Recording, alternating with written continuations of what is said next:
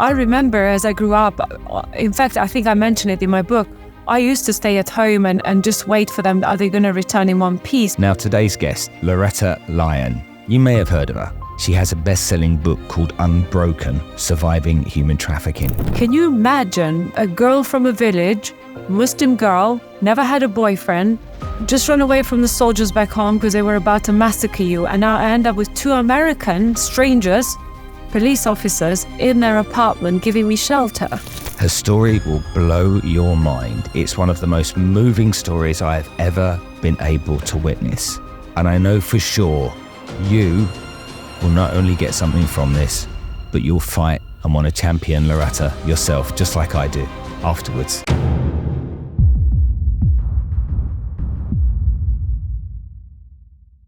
Hi everyone, and welcome to this episode of the podcast. Now, today's guest, Lurata Lyon. You may have heard of her. She has a best-selling book called Unbroken, Surviving Human Trafficking.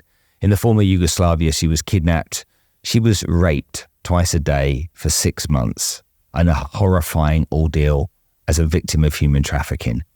But she recovered, which is the positive. And now she teaches people how to overcome challenges and to deal with resilience. Her story will blow your mind. It's one of the most moving stories I have ever been able to witness. And I know for sure you will not only get something from this, but you'll fight and want to champion Lurata yourself, just like I do, afterwards. Let's cue the music and get into this epic story.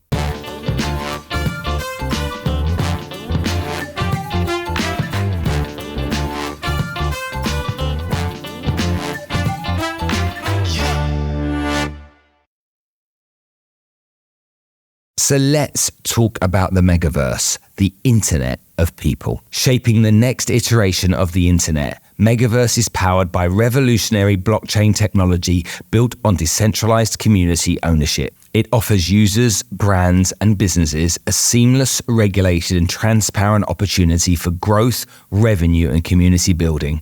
Megaverse is accelerating user adoption and achieving these goals through multiple verticals like Megachain, a high-performance blockchain for tamper-proof transactions, Megafile system for encrypted decentralized storage, and Mega Studio, which democratizes development through collaborative and AI elements. Organizations across industries like Dubai Multi-Commodities Center, Dubai World Trade Center, and Ras Al Khaimah government have already explored the lucrative potential of a Megaverse presence. Megaverse enables users to create a Web3 future for the people where technology serves human purposes. Dive in and discover the Internet of People with Megaverse today. Hi everyone, and welcome to this episode of the podcast. The story you're about to hear is from somebody who shared this with me some months ago. I was deeply moved by what she had to say, and I knew that you guys had to hear this story. I just knew that something had to happen to get this out to you.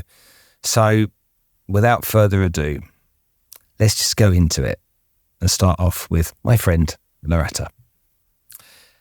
Hello, Spencer. My friend. Thank you for coming to do this episode. My pleasure. Thanks for having me. I think we talked about this about 6 months now. It's like, let's get it done. And maybe it's longer than 6 months. How long ago was it when we met? No, but time just seems to have flown by. Yeah, manifestation is what works. And you've obviously, I know you've told this story many times, and I understand that some of it's quite painful to go through. But in my journey of learning about human trafficking and child slave labor and the stuff that is going on and making the documentary, I met some incredibly strong people. People that had been through stuff that was just so unimaginable that for me as the untrained person, I just couldn't understand how people could get through the other side of that. But they do, and there's kind of hope. And I think your journey is a journey of hope. So take me back to the times when you were young and tell us a bit about yourself as a youngster and what mum and dad were like and what life was like being a kid.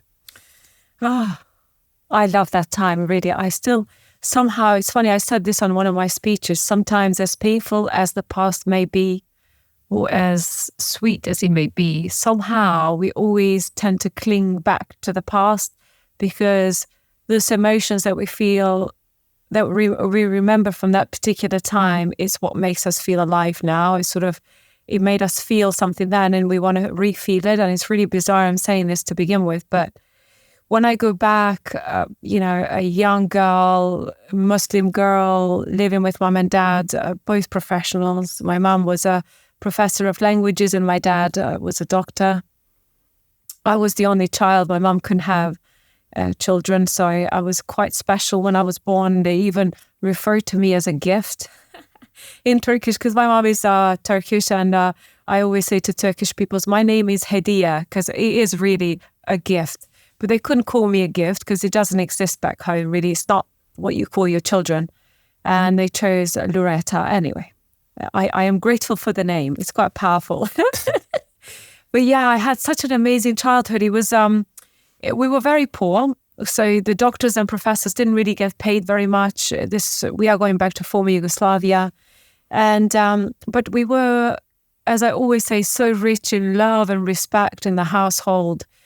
My mom and I had so much freedom and so much understanding from my dad. He was always encouraging us to reach for unreachables, as the song says. And they both were activists on human rights over time, having seen what's happening in former Yugoslavia, war and justice with nationalities, different ethnicities, and their rights to have their schools and their names, etc. It's a very complicated matter.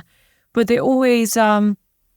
They were huge activists. They would take places on big events and, march with people for the people's rights. And I remember as I grew up, in fact, I think I mentioned it in my book, I used to stay at home and just wait for them. Are they going to return in one piece? Because when you march through for freedom, for the people's rights, it's quite intense, especially with so much conflict back home. So they would come back home my dad was really badly beaten at one point, but never stopped him from wanting to do the right thing. So I think it's really rubbed on me now. I look back, having just won the Human Rights Award myself. It's that kind of stuff shapes you when you're a child, and you actually look up to your parents or whoever is bringing you up. Whatever they are doing, either it can really make you or break you. You either go against it, rebel, or you actually want to be like them. So they became my big role models, which I always wanted to be. I wanted to be a doctor, just like my dad and so on, and wanted to be a doctor because I wanted to help people like him. But then my dad said to me, look, he said, I see you inspired to be like me, but being a doctor doesn't mean, to helping people doesn't mean you just have to be a doctor. There is other ways and you'll find your way. Looking back now, I think his wise words were so precise. Everything I imagined and more, actually, because I have opened myself so much to wanting to make a difference in everyone's world, not just the human trafficking survivors, but I realized that everybody's going through something in their lifetime, and pain is pain. It's a universal experience. A lot of things that we go through, we don't talk about. It seems to be a universal experience. People can relate to what I've been through, even though they haven't been through it. So they can put themselves in that position and say, oh my gosh, she probably will understand what I'm going through. And so just being able to channel that pain is pain. It doesn't get measured by 1 to 10 as the doctors do. Like, oh yeah, what's your pain today, 1 to 10? When I bring that into perspective, it comes to show that I don't measure people's pain just because someone hasn't been trafficked or someone hasn't been kidnapped. I don't dismiss it. For me, I'm here to serve the entire world, whoever needs my message.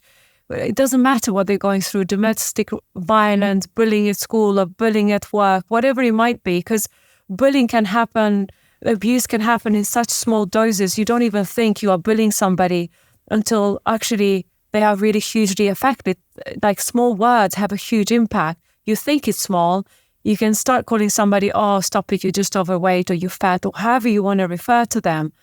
That really has an impact in that person. If they're hearing it day in and day out, even if it's in a jokey way, that will eventually mess up with their mental health. They start doubting themselves. They start not looking at themselves as beautiful, as as the way they are, and therefore they can't create change in work or themselves.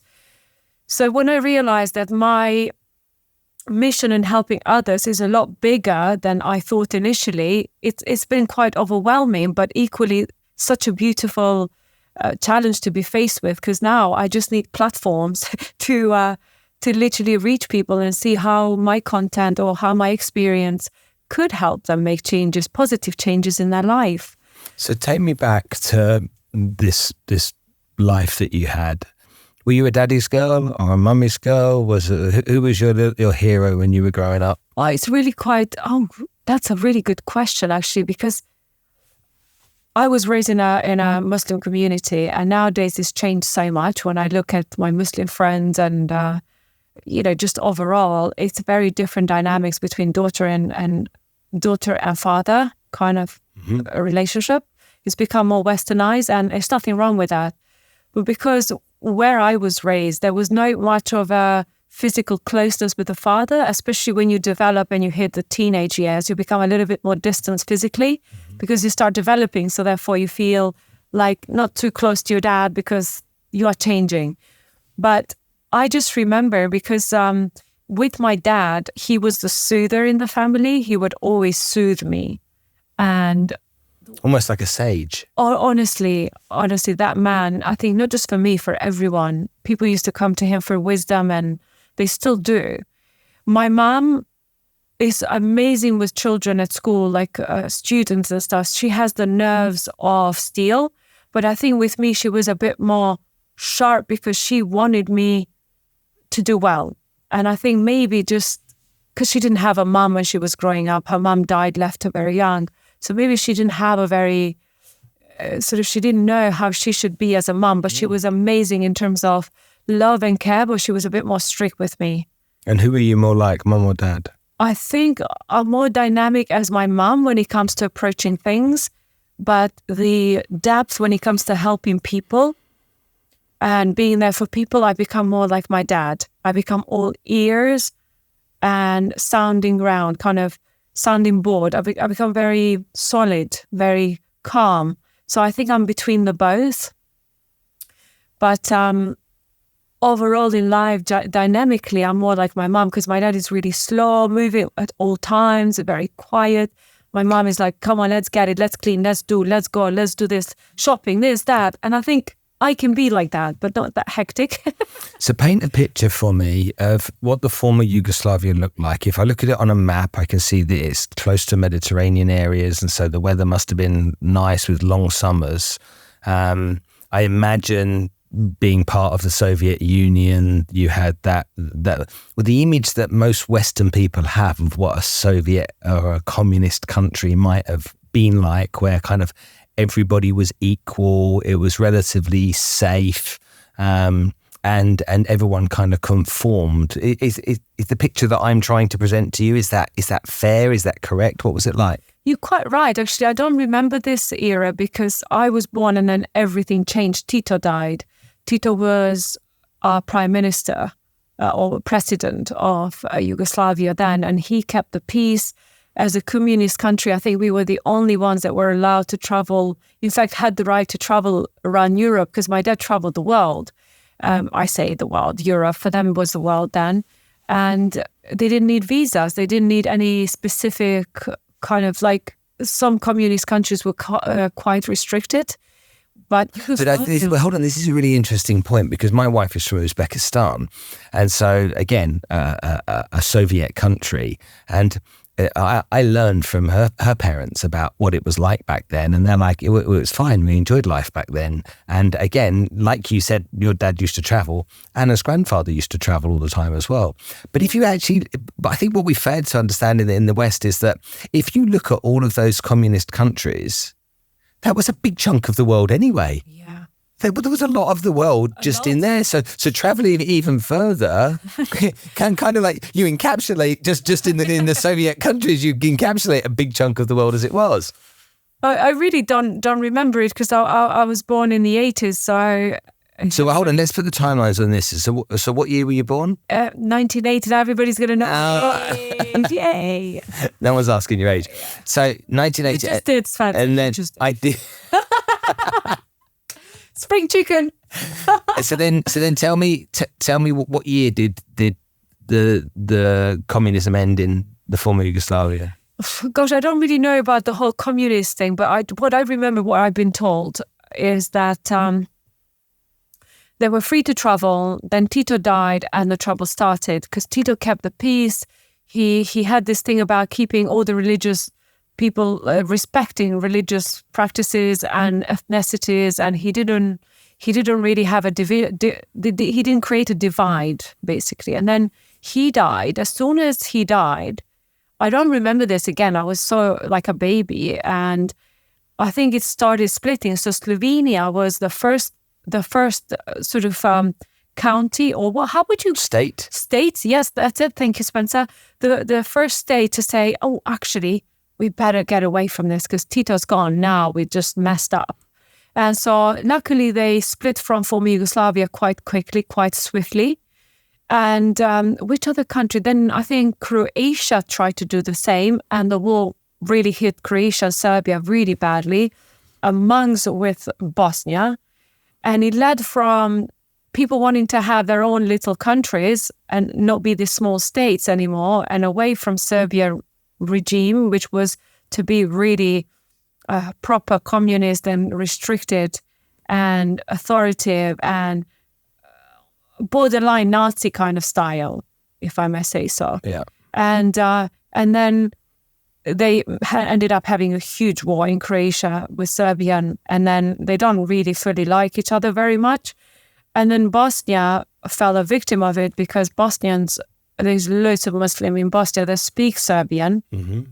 And this is the thing, we're all the same. We just have different religions. Like people here in the UK, we have so many different religions. Mm-hmm. We also have Jewish people that lived in Yugoslavia.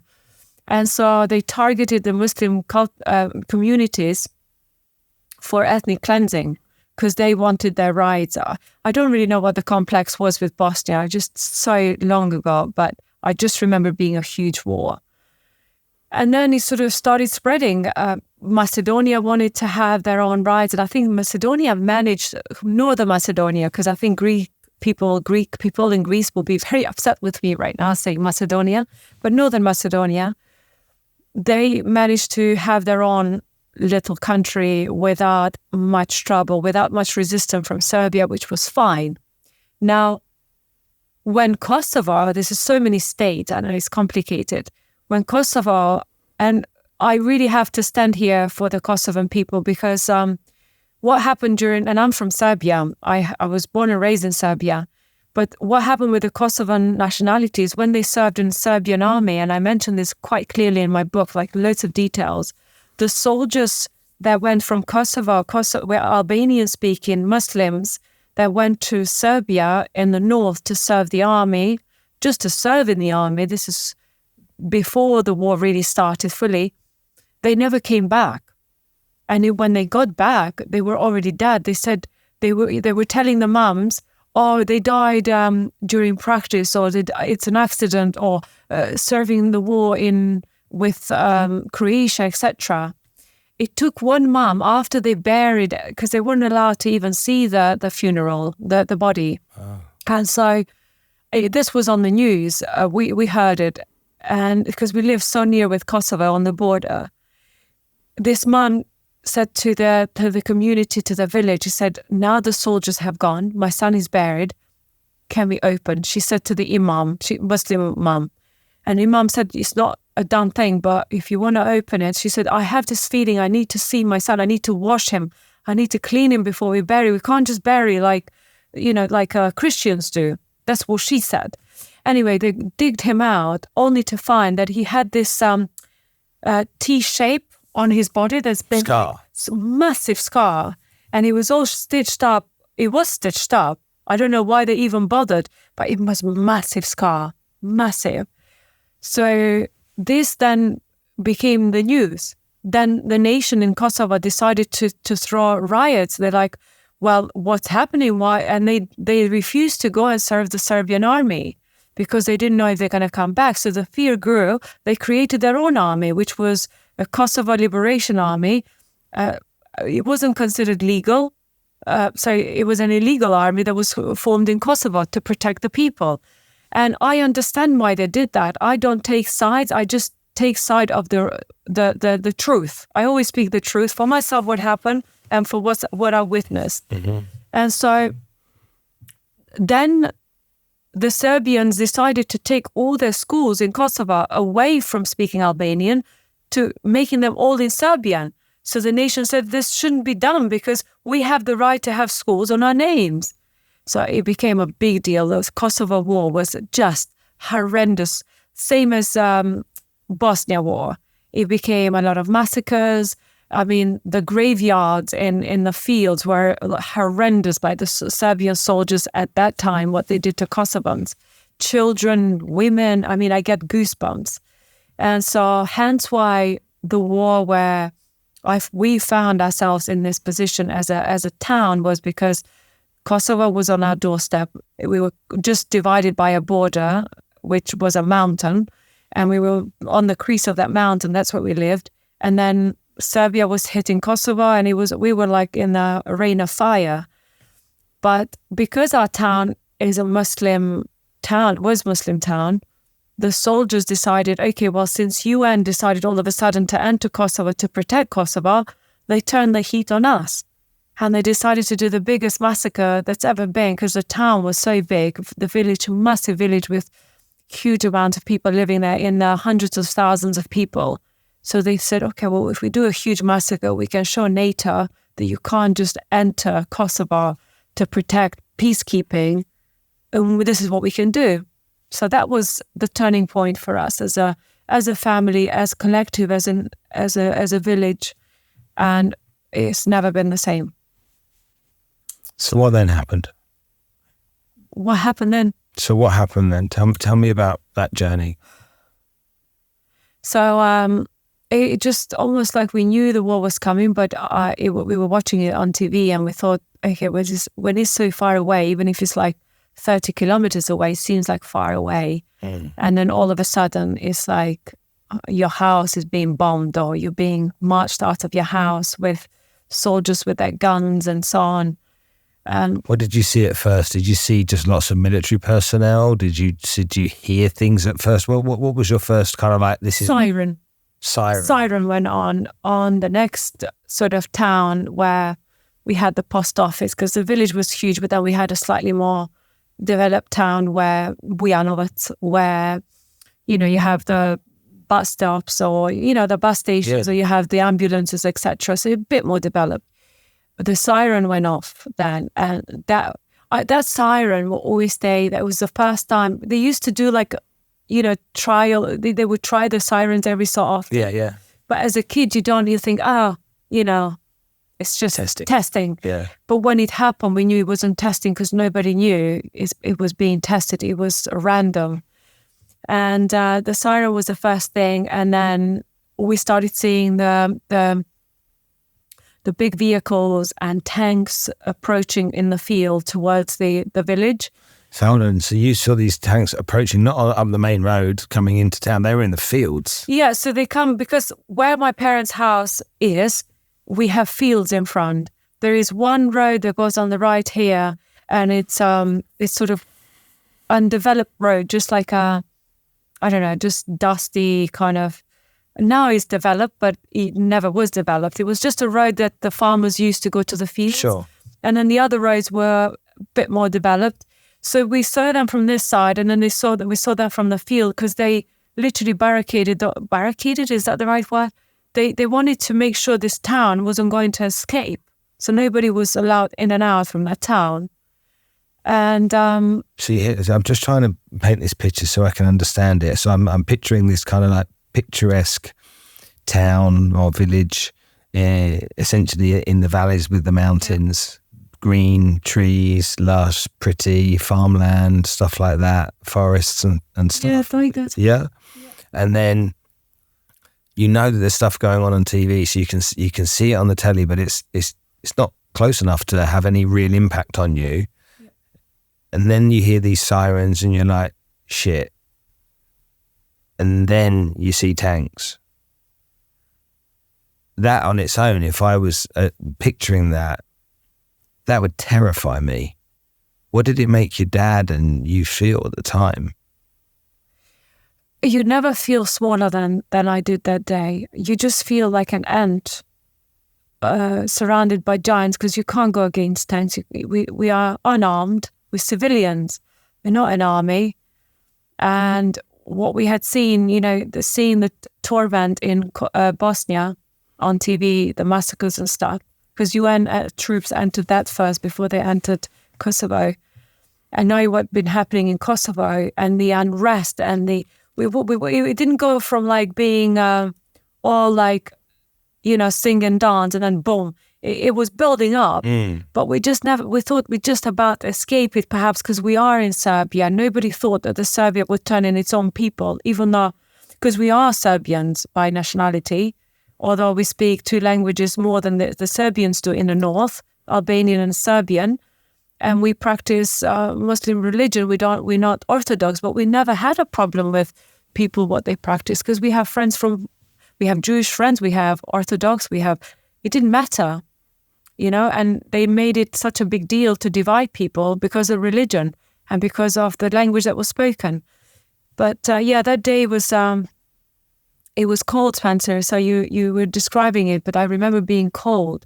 And I think when you're facing fear, you become even more cold and you can't think straight.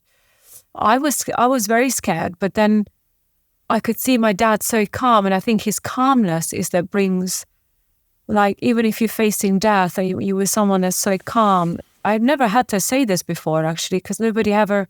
It's funny how different people trigger me to say different feelings. Because of his calmness and how much safety he brought to us, even though we were poor, to my mum and I, he brought lots of safety and lots of love and protection that we thought that next to my dad, nothing could happen.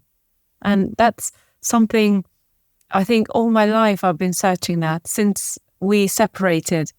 And I think I've become him. And I said the other day to someone, I've become like, masculine energy, because I want to protect everybody like my dad did. So everything my dad did, I want to do. But yeah, going back, the soldiers. It's interesting though when you think about that, because to me, it's this real sense of just safety around him, like the big protector, but like this calm person that once his arms are wrapped around you, you're safe. There's nothing that can go wrong. Exactly. I think this is why you said earlier, Sage, he just so, meeting him is believing what I mean. It's, my mentor reminds me of him a lot, and he's become my greatest he saw my journey before I could see this. So you always take someone else to see your journey. There's always someone in life that will see it before you do, because they are vibrating, or they are at different level in their life and they wish to see you there. They know you have the ability to get there. He saw my entire outcome of where I was going to be and more. He often says, darling, you've exceeded my expectation. I'm so proud of you. And he's a family friend. But Gilles is one other person that reminds me of my dad's energy. And so he's got that. I often, when I used to have trouble with collecting my thoughts or feeling the fear, I would reach out to him. His wife is equally the same. They both have such soothing people. But yeah, Gilles has been my dad's energy moving forward since I've come to the UK, because I think I've always been searching for that. I'm still constantly searching for that. It's really quite strange. I feel like I need that. That's very important for me. I think everybody needs your dad in their life. I'll tell him. I have a grandmother who, when she was alive, she would just put her hand on my hand, and that very second she would hold my hand, everything escaped me.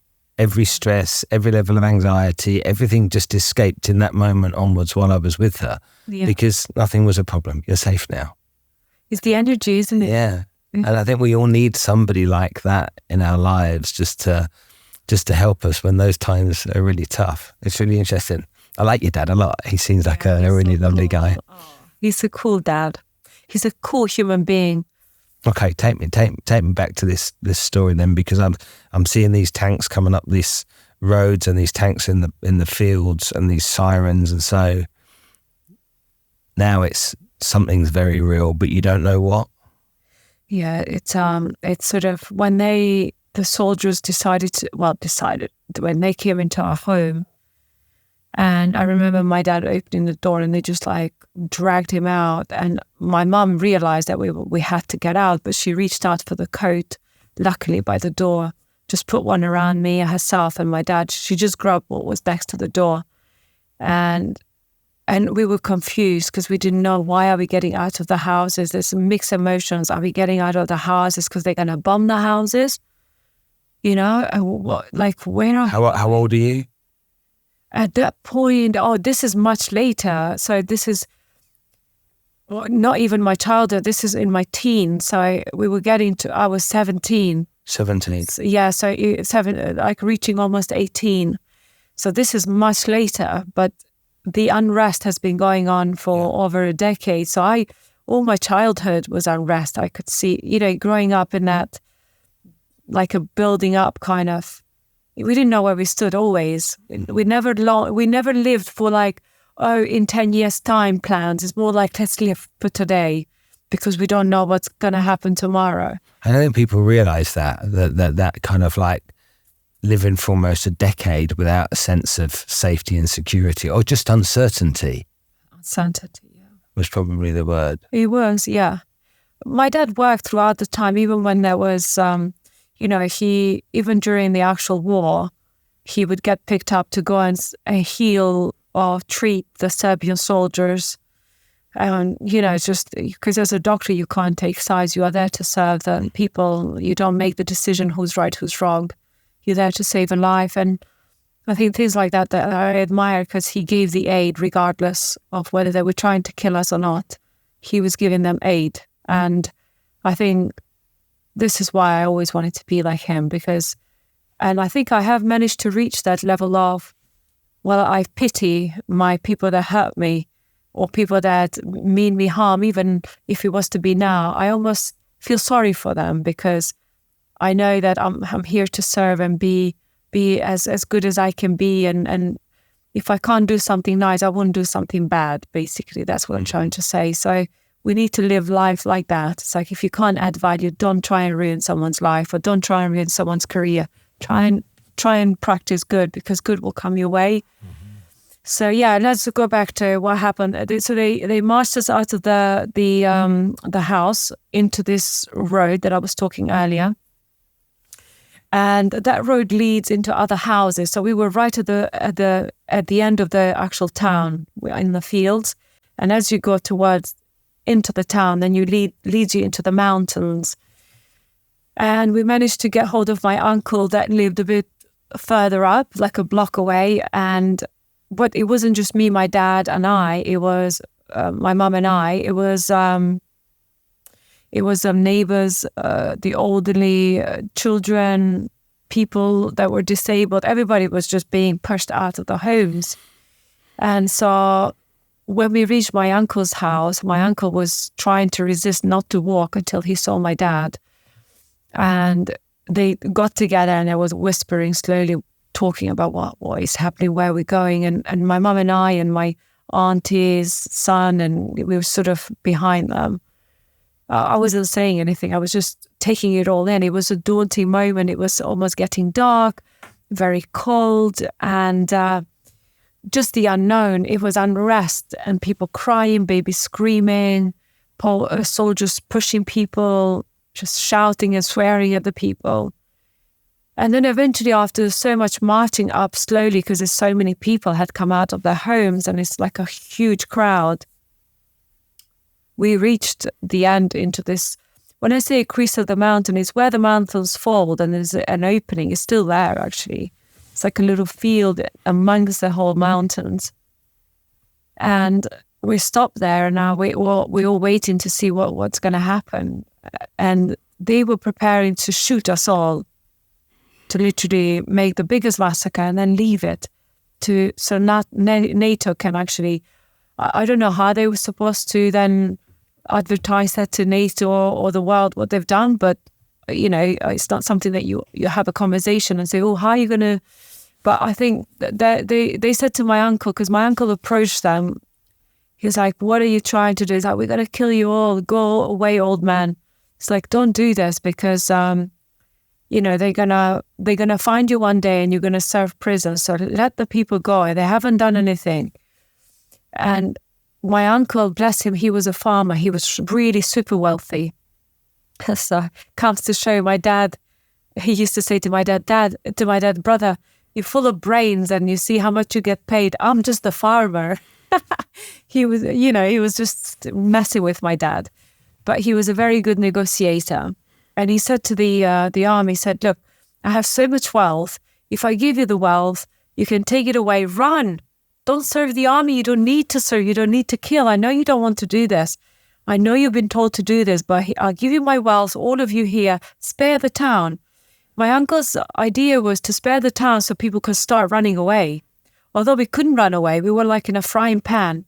All the borders were shut, so we couldn't go to Macedonia, we couldn't cross to Kosovo, we couldn't go into Europe. We were there, we were stuck. And it worked. His negotiation worked. So they decided to test my uncle if he was serious, and they went to his house. My mom volunteered to go with him. And my dad was like, she's always volunteering for stuff. It was because, as I said at the beginning, she was like, I need to do this. And she was about getting things done. She went with my uncle, and it's good she went because she's capable, she was strong. She helped my uncle dig. So he had so much gold and money all in the ground. He had hidden it because he said to my dad, I don't trust the banks. And rightly so. In those days, he didn't trust the banks. I don't blame him for that. But time had passed. The soldiers retreated themselves, and we were left in this mountain. They said, do not move, just stay here. And after a while, we were all whispering, what should we do? Should we leave? We left and reached my uncle's house, my dad, I, and his wife and kid and my grandfather. And only to find my mom and dad sitting on my uncle and my mom sitting on my uncle's doorsteps into the house, crying because they thought they have executed all of us, regardless that they gave all the wealth. So it was that sense of relief when we reunited with my uncle and my mom.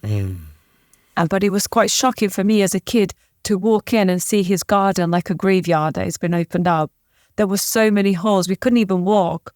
It was everywhere. He'd hidden his wealth.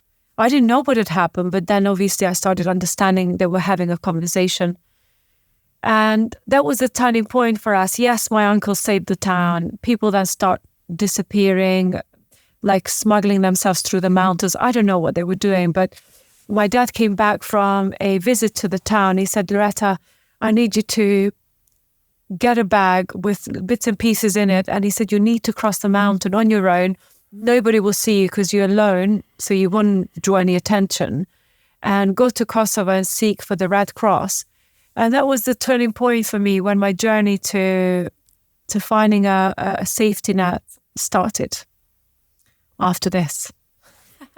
So your dad's asking you to go and get over the mountains, and he's never asked you to do anything like this before? Never. Have you ever been over the mountains before? No, just we used to go into the mountains to look for mushrooms and stuff, but not cross the whole mountain. Yeah. And so to give me some understanding of the scale of the task, how far was he asking you to go? Quite far, on foot. By car, it would take you an hour and a half to cross through the actual main road. Oh. Yeah, from where we live. A long way. It's a big mountain. Yeah, it was a long walk for me. So I started early in the day and I reached there eventually almost nighttime. So what was it like walking through the mountains? What were you thinking as you were walking through the mountains? Was your worry about getting to where you had to go? Were you worried about leaving mum and dad behind? What were you thinking? Initially, I was sad and I was scared to leave him because I knew I would never see them again in my heart. I thought that's it. This is the end. As soon as I started going through the mountains, the first few kilometers were about, oh my God, am I going to be found from the soldiers? The rest of the journey was like, oh my God, is there wolves? Because there's been reported to have wolves and to have, the foxes and so on. So I was really frightened of being attacked by wild animals initially. I mean, I was still young. Now you put me anywhere, I don't care. But I was still young. I wasn't developed enough psychologically. So the biggest journey was about that, like staying alive, not getting lost. I didn't have really much time to think because I was stumbling across all sorts of obstacles. It was on a road, it was bushes, and it was disorientating in the mountains. But I probably took longer than I should have because I didn't know which way I was going. But I was thinking if I just go straight, I'll be okay. What I thought it was straight in the mountains. It's never a straight line. And I made it out. When I made it out, it was a bit, it was like a sense of like, oh my God, I didn't expect it to be there. And then I realized I was very sheepish because I knew I wasn't supposed to be in Kosovo from Serbia. So I saw this bus, a local bus, and I waved them down. He stopped. I speak Albanian, so I switched the dialect to the Kosovan dialect, so he couldn't tell. He just said, where are you going? I said, I actually need to get to the capital of Kosovo, which is Pristina. He said, but I'm not going there. I'm only going to Gilan. I said, okay, but is there any other bus? He's like, I'll tell you. So we got there. I got the next bus that the driver told me, and the second bus took me to Pristina. And from the bus station to where I next stumbled across is just by chance because I didn't know where to go. So I was just following the main road of Pristina. I ended up in these, people were disappearing because it was watch time. What is it called in the war? I know it, but I've just gone blank. Where you are not supposed to be on the roads a certain time. Curfew, that's it. So people start disappearing and I'm thinking, I'm left alone in these streets. What do I do? And luck had it that as I was passing this road, on the side of the road, I heard this noise, like laughter and people and crowd. And I thought, let me see, because at least sounds lively. And I was so thirsty by that point. So I entered this bar. It was a bar. It's like I converted it into a pub almost. And I looked around, Spencer. When I walked in, I remember it like today, and I can't wait to do it in a documentary because these kind of things, I need to get it like visual, because for me, it stood up so much. It was full of uniforms with UN uniforms, like blue helmets and United Nations, basically. And I got really frightened because I thought I shouldn't be here. This is full of army, army is not good, bad news. Got some water from the bar and then I walked out and I sat outside of the door because I didn't know where to go. But luck had it that 2 American peacekeepers, which were serving not as army but as police officers, Peter and Brian, with a translator, they came out. And I was just sitting there by the door and they asked the translator to speak to me in Albanian. They said, what's she doing out of the houses? I said, oh, I'm from Serbia. And the translator obviously was translating everything.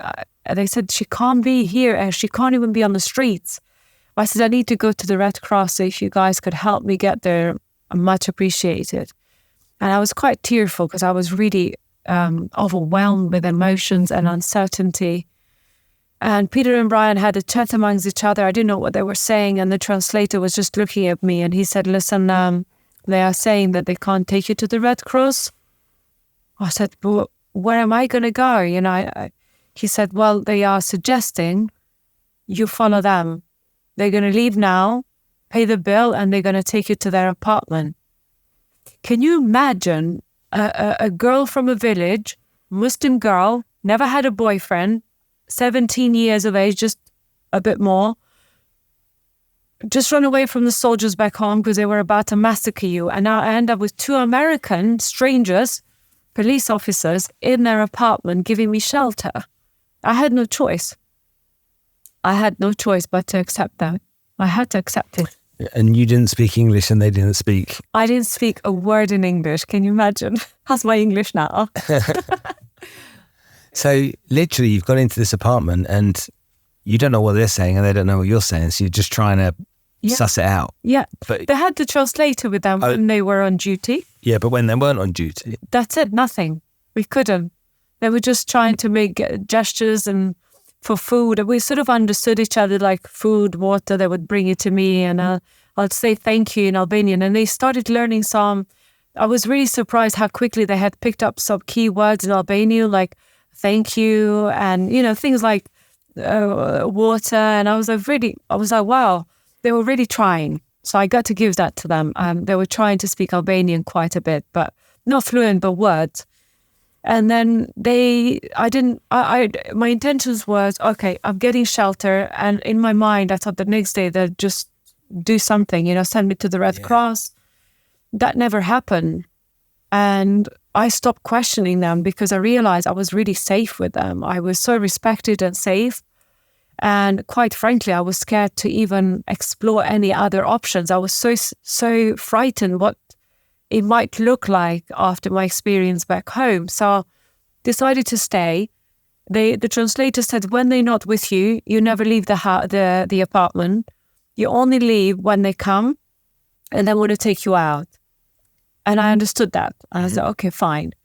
But in the meantime, while I was in the apartment, it was 2-bedroom apartment. In the kitchen, they had a sofa where I slept.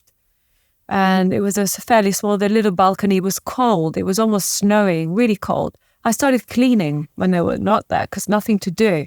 This is my mum's side comes in.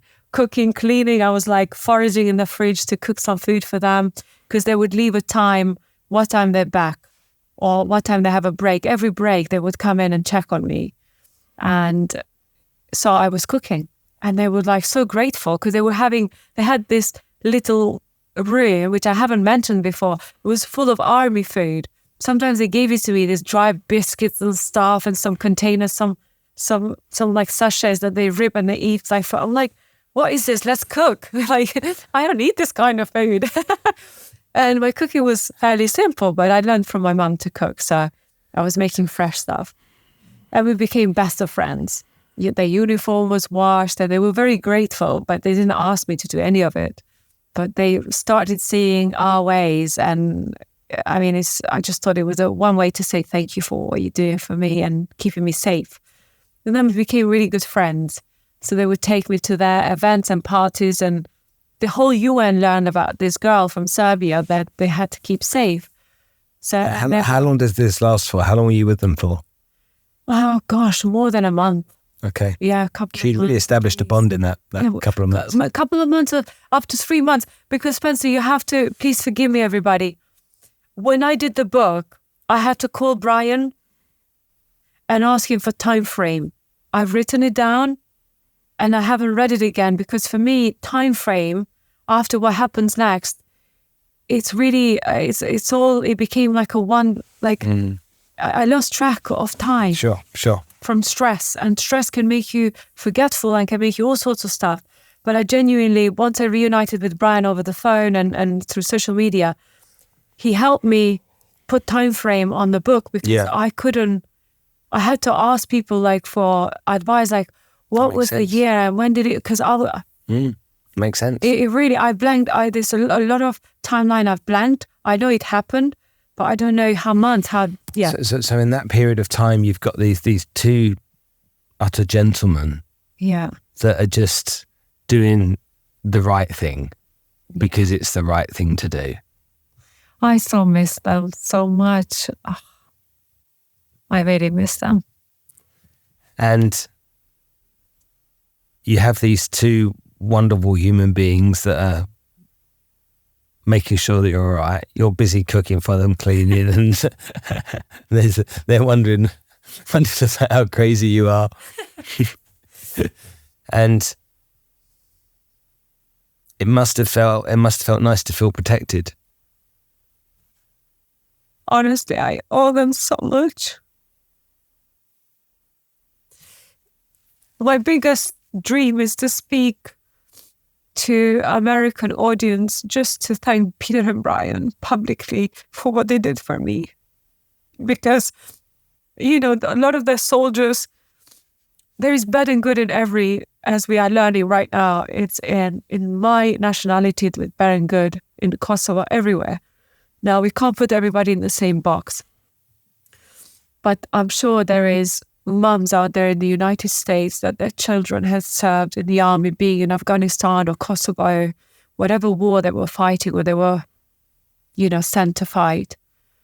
They deserve to know that their children might be just like Peter and Brian, that have made such a difference, significant difference to someone's life, and they never mention it. And for me, it's very angelic what they did for me. I admire them because I know they are Christians. So again, going back to how we have been divided over years, over time, culture, ethnicity, religion, gender, you name it, is constantly pushing to divide us. Now man against machine, all sorts. So we're constantly being divided. And where we are meant to stand as one, regardless, and respect each other's beliefs, because ultimately a belief is something that you have it just for yourself, for your soul. And if you believe in God, then you believe that you have to answer the God, and so on. With whatever you believe, it's your right. I would never, as long as it comes in peace. So Peter and Brian, yeah. These two wonderful men that have had such a positive impact on you. Yeah. Save you, and it's a happy ending, and that's the end of the story, yeah. If only it was. No, so Peter and Brian gave me shelter. And one day I was bored, and I decided to leave the door open of their apartment, walk about 5 meters, which is not very far. It was a stand to get a magazine to read because there was no electricity. We had shortage on electricity and water at times. So it was getting quite, I was going a bit stir crazy and worried about my mum and dad. So I needed something to preoccupy my mind. And I made a mistake. Which I paid it quite greatly. I decided to walk out of their building on my own, which they told me never to leave on my own. But I didn't understand what was lurking in the shadows of that city. And it was daytime. I walked out, and next thing I know is this van that pulls in front of me. And these guys come out of the van, put this thing over my head, and they shove me inside of the truck on the floor, this van, I mean. And they started speaking in Albanian, saying, we've got the spy, we've got all sorts of names. They're calling me every name under the sun. And all I want to do is wake up from the nightmare. I'm thinking, this is not happening. What's happening? This is not happening. So I just realized I was kidnapped. Whilst I'm lying there, I was like, this is not right. This is not what should happen. This is like a film. What the heck is happening? And not long drive, like it was quite soon after the drive began, which I now know exactly where the building is because I've seen it after.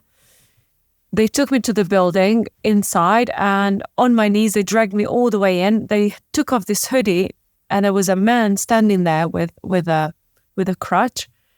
Oh, he said, this is the one. And here I am on my knees. I'm trembling from pain, in terms of mental pain, thinking, I'm scared. What is happening?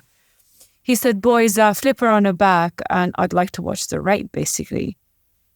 And I very quickly, I realized, because I was like flipped on my back, and they were pinning me down, and all my clothes came off, and I'm looking at the ceiling, but I am stiff as anything. I'm really like holding like on for dear life what's about to happen. It's like degrading and the most vicious act that anyone could do to a human being.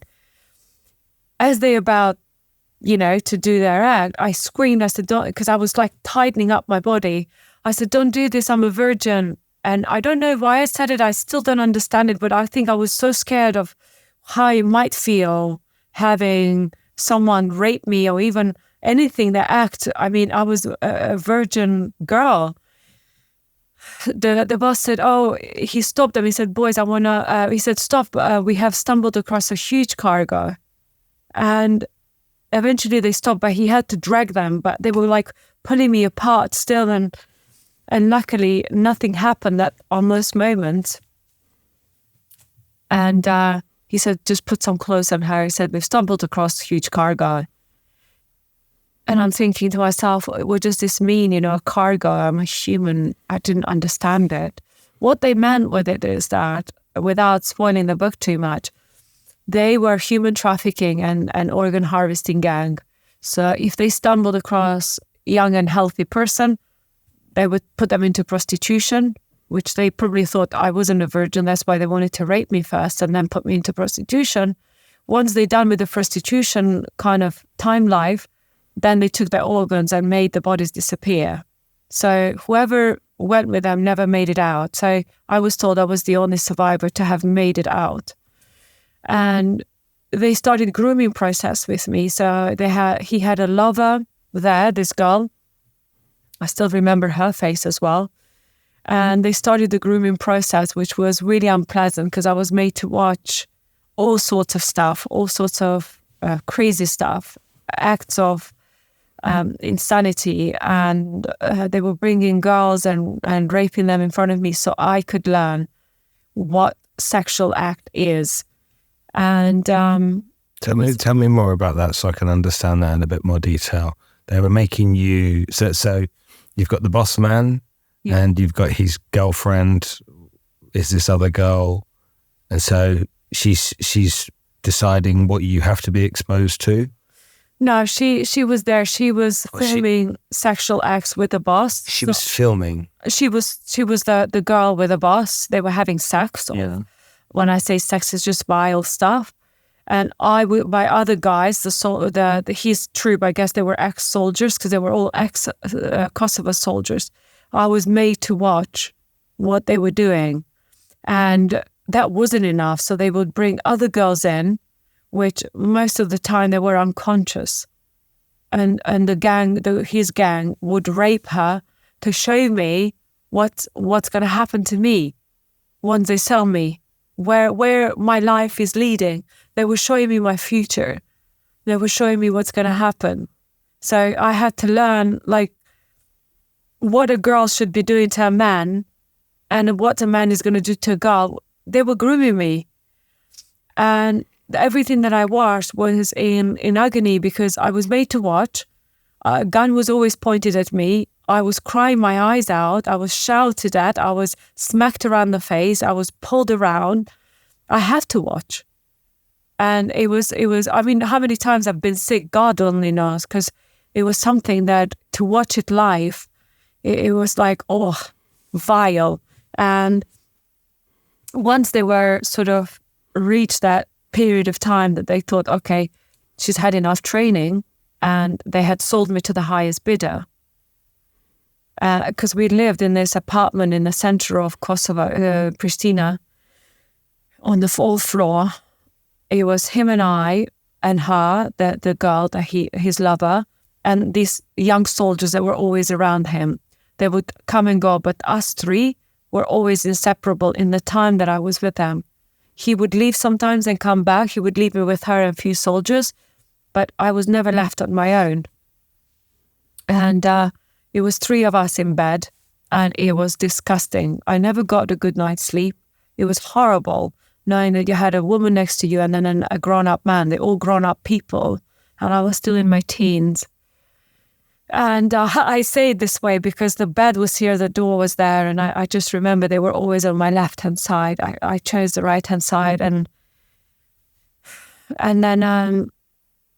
So you would be in bed and they would be having sex next to you? Yeah, but I had to watch. So I was always frightened, and I always on tenterhooks because I didn't know what's happening next or what they're going to do next or whether they're going to turn the lights on, whether the gun is going to be pointed at my head.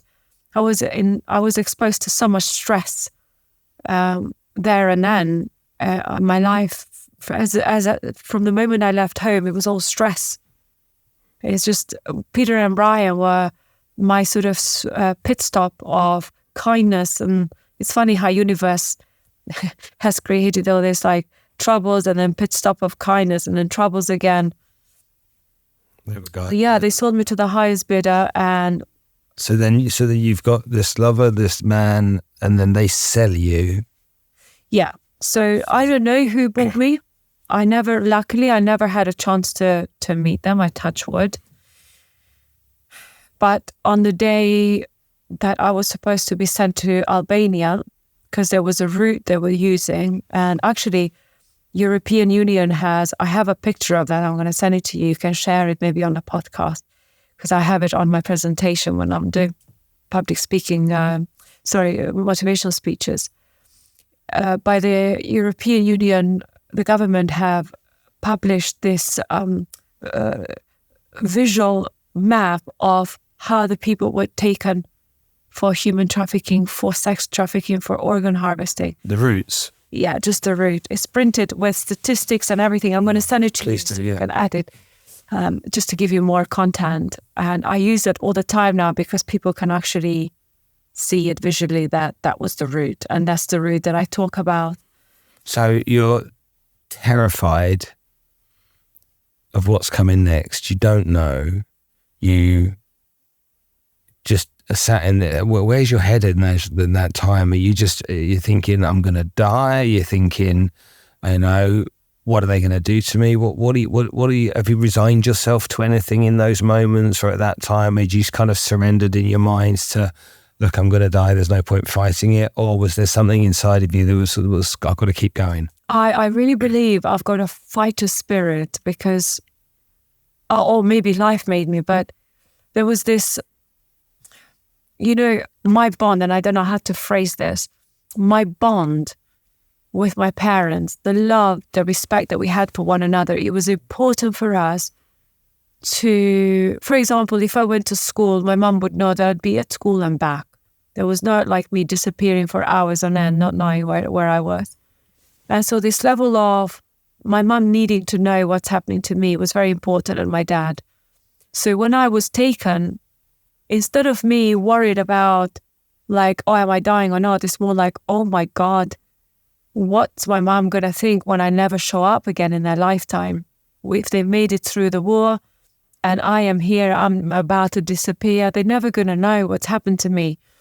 I remember that thought repeating on my head till the actual moment I escaped. It was really bizarre. I'm going to phrase it the way I phrased it in my head, and it probably is not going to make sense, but these are my exact thoughts. I don't care if I die or not. Even if I had a choice to go and tell my mom and dad, hey, look, I'm kidnapped by these guys, but soon they're selling me, they sold me or whatever, and they're going to then kill me, take my organs, just so you know what's happening.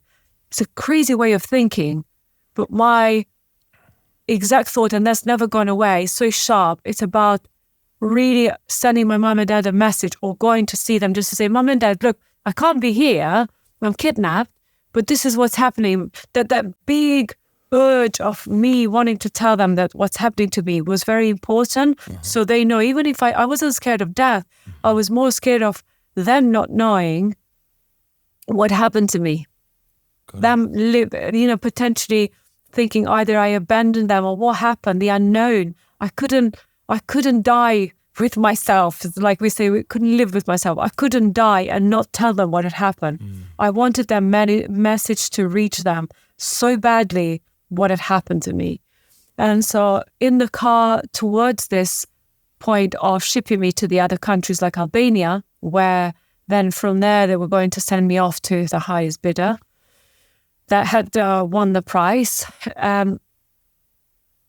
These are the only thoughts. And then when we approach the border, and I've got guys at the back, so we're sitting at the back, the boss is at the front with the driver, and I'm at the back with guns around me. And at the border, at that particular border, it was Italians like patrolling the area. Italian UN? UN Italians, yeah. They go, the border is shut. You need to go back and try another time because we don't know when it's going to open. They shut the border. I'm speaking of luck. It didn't make any sense to me. I thought, just whatever, like it's shut, but it will open in a few hours. I didn't know what was happening. I was very confused. But that night, the boss, before we reached the border, he had to do a pit stop at the nearest kind of city. And he said, boys, leave me, Lurata and I, on our own in this apartment. And I remember the apartment so clearly. And the boys left, and it was just him and I, and he was being really nice. And we walked into the living room. There was a sofa, and then like an armchair. I sat on the armchair, and I was always frightened around him. I don't know, just like so edgy. I didn't know what he's going to do next. And he sat down, he opened a bottle of wine. It must have been his apartment. He got this bottle of wine out, and he said, drink. I said, I don't drink. Oh, I said, come on, relax, just drink. This is all in Albanian, by the way. We're communicating in Albanian. I didn't drink.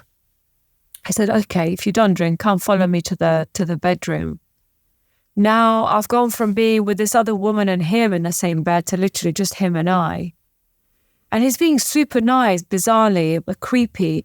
He said, look, if you give yourself to me, meaning if I willingly say, oh, please take my virginity to my kidnapper, he said, I will set you free. You'll be my girl. And then that's it. You'll just be with me. You never go to the highest bidder.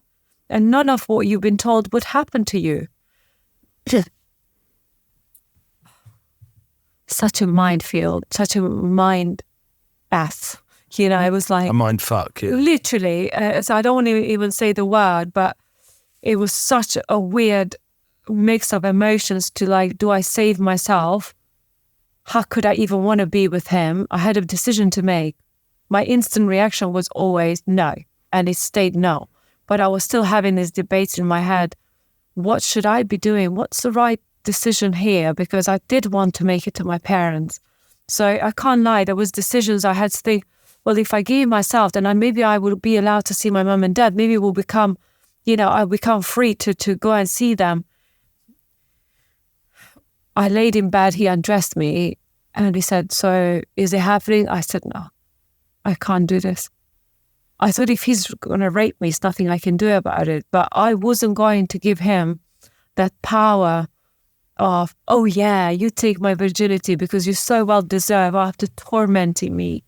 Or what you do to other people, or what you've done to the girls in front of me, or what you actually stand for is kidnapping young people and people in general for human trafficking, organ harvesting. How could anyone, no matter how, I'd much rather face death. I thought I was resigned to the fact that, yes, maybe I'm going to die, but I'm not going to give him the pleasure of me giving in, saying yes to him. He was very angry. He pleasured himself against my back, and it was disgusting. And then he then, after a while, he said, just go and wash yourself, you disgust me. And he got very angry suddenly. It's like mood swing changed.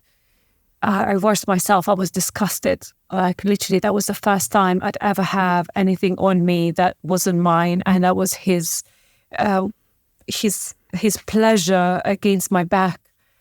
And I started crying in the bathroom, and I just wanted it to end. I was so disappointed with where I had gotten unintentionally. And then the next day we went to that border. They said, oh, the border is shut. That's when they told us. And then the boss said, boys, we need to turn back where we came from because he didn't anticipate that the border is going to be shut. So I guess he thought, ship me over and then he'll come back and deal with his own chores. But he was still lumbered with me. And I was a big cargo, obviously. And then we drove back, but driving back towards the house, the apartment they were keeping me, every time they stopped, and he had a few pit stops to make. He had meetings, pizzeria, like pizza place, and so many different restaurants. He was just stopping, having these meetings. And they had to bring me in, not leave me in the car. I thought, okay, now this is more like we are in restaurants and stuff. Oh, maybe I should do something. And I would say to the guard, I need to go to the toilet. And just not even talking to me, just pushing me around. And then as we walked towards the toilet, I would always try and reach for the staff or towards the bar or, just towards something, just to make a scene. And then what the guards did, they would grab my hair and just push me around or grab me harsh and like yank me. And I thought, okay, well, at least maybe people can see that I'm in distress here. I'm not here by will. I did my bit. I did all I could do. And that was for me to literally try and just cause a scene. That was my only mission that day, up until we reached the apartment. And when we reached the apartment, I remember it exactly. It was midnight because it was the clock on the hallway was there, and the boss was standing and I was facing him, and everybody was around us, and he had a call, and he got really angry on the call. And when he came off the phone of this call, he said to his boys, like, boys, we've got to go. She's more trouble than she's worth it. He took one of his team members. He said, you rape her, you kill her. I don't care. Just do what we do with the bodies. He said, I'm out of here. Took every belonging, they disappeared. So now I'm with this guy that was serving him. And now I've gone from, I have time, throw a fast in restaurants, try to raise awareness that I'm in distress, to literally, this is happening. He has a gun and I'm about to die. I genuinely had no intention of escaping that night. I was so scared of dying, not that I knew death is there. It felt like death. I felt so cold, and the life flashed in front of my eyes. Like they say, it really does flashes in front of your eyes. It was like I was going back in time and thinking of my childhood, and just almost like being grateful for everything that I had. And I didn't realize it was going to turn up this way for me to die. And I said to the guy in Albania, I said, look, as you know, I'm a virgin. I'm so scared. You're going to rape me. I'm really scared. So just please do it nicely. Do it nicely, everything, because I'm really frightened. And I said, I need to pray. Sorry.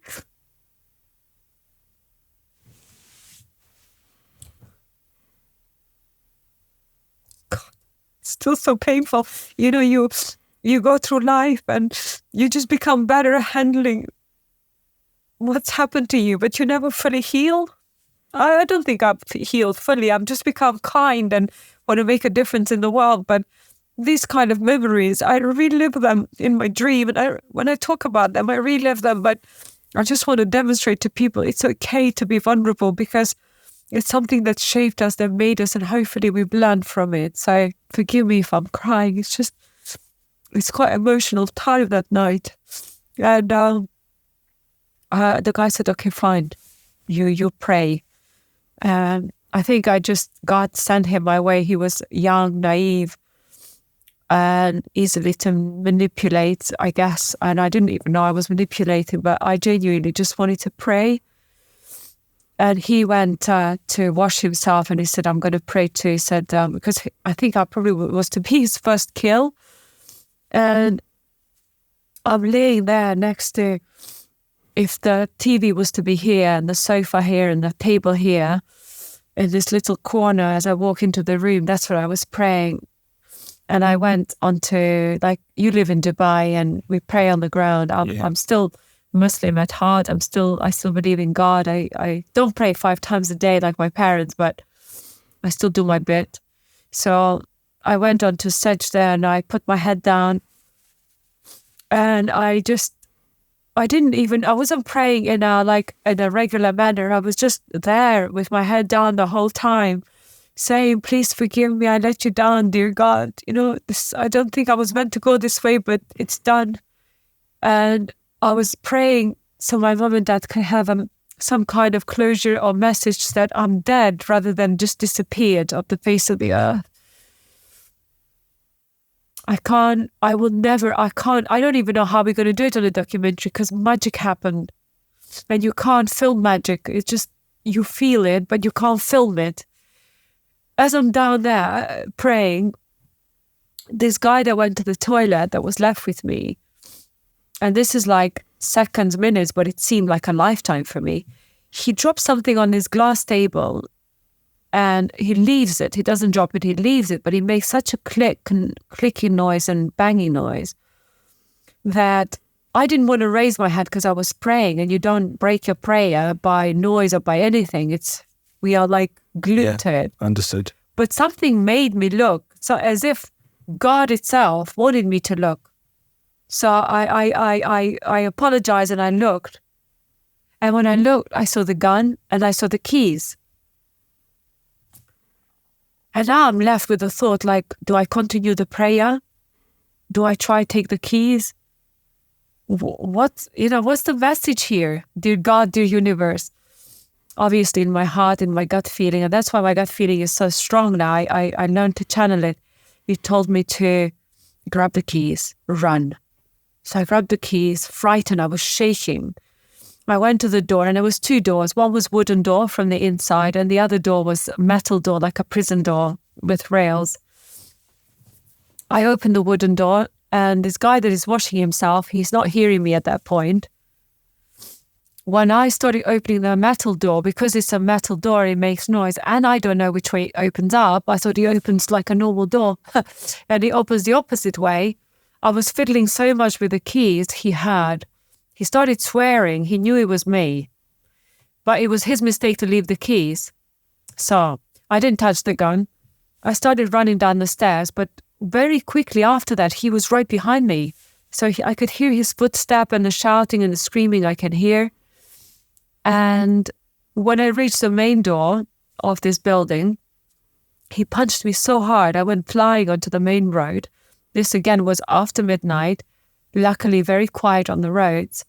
But that punching and that throw onto my back onto the road, as I turned onto my stomach just to orientate myself, I saw these flashing lights of the back of the car when the car, stops. Brake lights. The brake lights. I thought, and let me have a look. I thought, oh, there is life. And I started screaming. I didn't know he was a police officer, but the more I focused and I dragged myself towards it, I could see it's a police officer car, which again happened to be an Italian police officer with the United Nations. And the guy now is shooting. The police officer, I realize, is shooting. So they're shooting at each other. And I'm crawling on the road towards the police officer. And police officer actually risked himself a little bit. He came towards me while he's shooting just to grab me. And he yanked me. He pulled me all the way where the car is parked, the Jeep. Pulled the door open, reached out for this walkie-talkie thing, and he called all units. That's all I sort of remember. And the next thing I know, it was, I don't know how many units were there, loads, all sorts of different nations, Germans, everyone was there. And they had translators with them. They're all trying to talk to me at once. I'm just saying it's up there, 4th floor. You'll find evidence. I don't know what they found. And they just grabbed me and put me in a truck, and they drove me to the next police station where I had to give an interview to the local police in Albanian to say what has happened, my experience, and who are these people. Luck had it that they never really hid their names from me, so I learned all the names. I can't make these names up. I mean, I'm sitting there giving all this evidence, and one police officer started crying, which was my dad's age. And I'm looking at him. He said, "Could I hug you?" I said, "No, don't touch me." He said, "I want to hug you because you are the only survivor that's ever survived them, and we've been wanting to bring them down and send them to Hague." I said, "No, that you've got the evidence, leave me alone." And I said, "Well, okay, it's 3 a.m. in the morning now. Where do we take you?" I said, "I've got Peter and Brian that I've been staying with. Maybe if you can reunite me with them so I can say goodbye." And then, so they called Peter and Brian. I got reunited with them. We said our goodbyes the next day. And the same journey that I took in to Kosovo, I took back into Serbia. So hold on, you're going to stay with Peter and Brian for the night? Just for the night. They're obviously delighted that you're back, and such relief to know that you're safe. Yeah. So your guardian angels are at least some of their pain must have been eased in that moment, because they didn't know what had happened to you, and they must have been terrified for you. They were very disappointed when they learned from this, like from their colleagues, what had happened with my interview. They were devastated, absolutely devastated. So they ask you some questions, and then you go to Peter And the next day, you're then put on transport back to Serbia. Yeah, I requested to get onto a bus that takes me as near to the place that I came from. So you could go to mum and dad? Yeah, so I can cross illegally again because the borders were shut still. Yeah. So I found the spot where I came from, and then I tried to follow those footsteps. Well, there was no footsteps, but, you know, it's a figure of speech. Yeah. And general direction, basically, yeah. Yeah, same direction. But this time I was thinking when I get there, it's probably all flat. It's been bombed and, you know, they're going to be probably all dead. I'm going to be the only survivor and these kind of thoughts in my head. It was this anticipation. And when I got to our town, there was lots of smoke going on from different directions. It was quiet, nobody about. It was like a ghost town, as I describe it as. And I still sheepishly went in. There was loads of mines everywhere that mined the whole place. Luckily, I didn't step on it. And then I walk into my mum and dad's garden, still quiet. I go up the stairs into their living room and look, there's no one there. And my parents don't really spend much time in the basement. So I was thinking, I'll check the basement. But so I went on the into the basement and they were there hiding. And my mum started like being hysterical and crying and screaming like, why did you come back? All I wanted to do is say, Mum, you don't understand. I've daydreamed of this moment to tell you that it's what has happened to me. You know, this is what I wanted to tell her, but I didn't have time. I said, Mum, I've got so much to tell you. She's like, no, you shouldn't have come back. Oh my God, they're going to kill you, da da da. And my dad is trying to calm her down. And then next thing we know, in the garden, and we've got a huge garden, there was this army truck that had pulled in, and they came, these army guys, and I have to say this one, during the war, we had two different armies. One was the real army, and the other army was like created during the war. They were trainers, like a militia. Non-military. They were created, they were recruits from prisons, from the rapists, the killers. Yeah. So just to make the numbers up. And it was those guys that came and took me away. But we didn't understand what they were capable of until they took me. And so I said to my mum and dad, as they are on the ground crying in the middle of the garden, I said, at least, you know, I'm with them, you know, and I'm thinking to myself, what's the big deal? At least now, I think I'd gone through so much, I thought, that now my parents can see what's happening. I didn't have that responsibility of telling them that what's happening. They can see what's happening. I'm being taken by our own military. And I thought, it's fine. It's fine. I'm going to tell them the truth. And what's the worst that could happen? And I remember leading them in the garden crying. And I'm in this truck between two big army guys. One is driving, one is just next to me. And I'm just thinking, I'm so relieved I'm back in my own land, even though I don't know what's going to happen next. So these guys took me into this, not far from my house, actually, into this mountain, but there was a building, which was a bit confusing for me because we had military base, which it was quite nearby. Mm. And there was a guy that was waiting, a different guy, and they interrogated me. So they were questioning me. Why did I cross borders? Who was I serving? Are you a spy? I'm like, no, I'm not a spy at all. I'm just telling them, because you guys tried to massacre us and kill us and all of this, I ended up there. Now there I got kidnapped. I'm here. So literally, like I'm telling you the story. They were like, we don't believe you. So they started beating me up. When they started beating me up, it's a force that as a child or as a human you don't experience until you've been punched.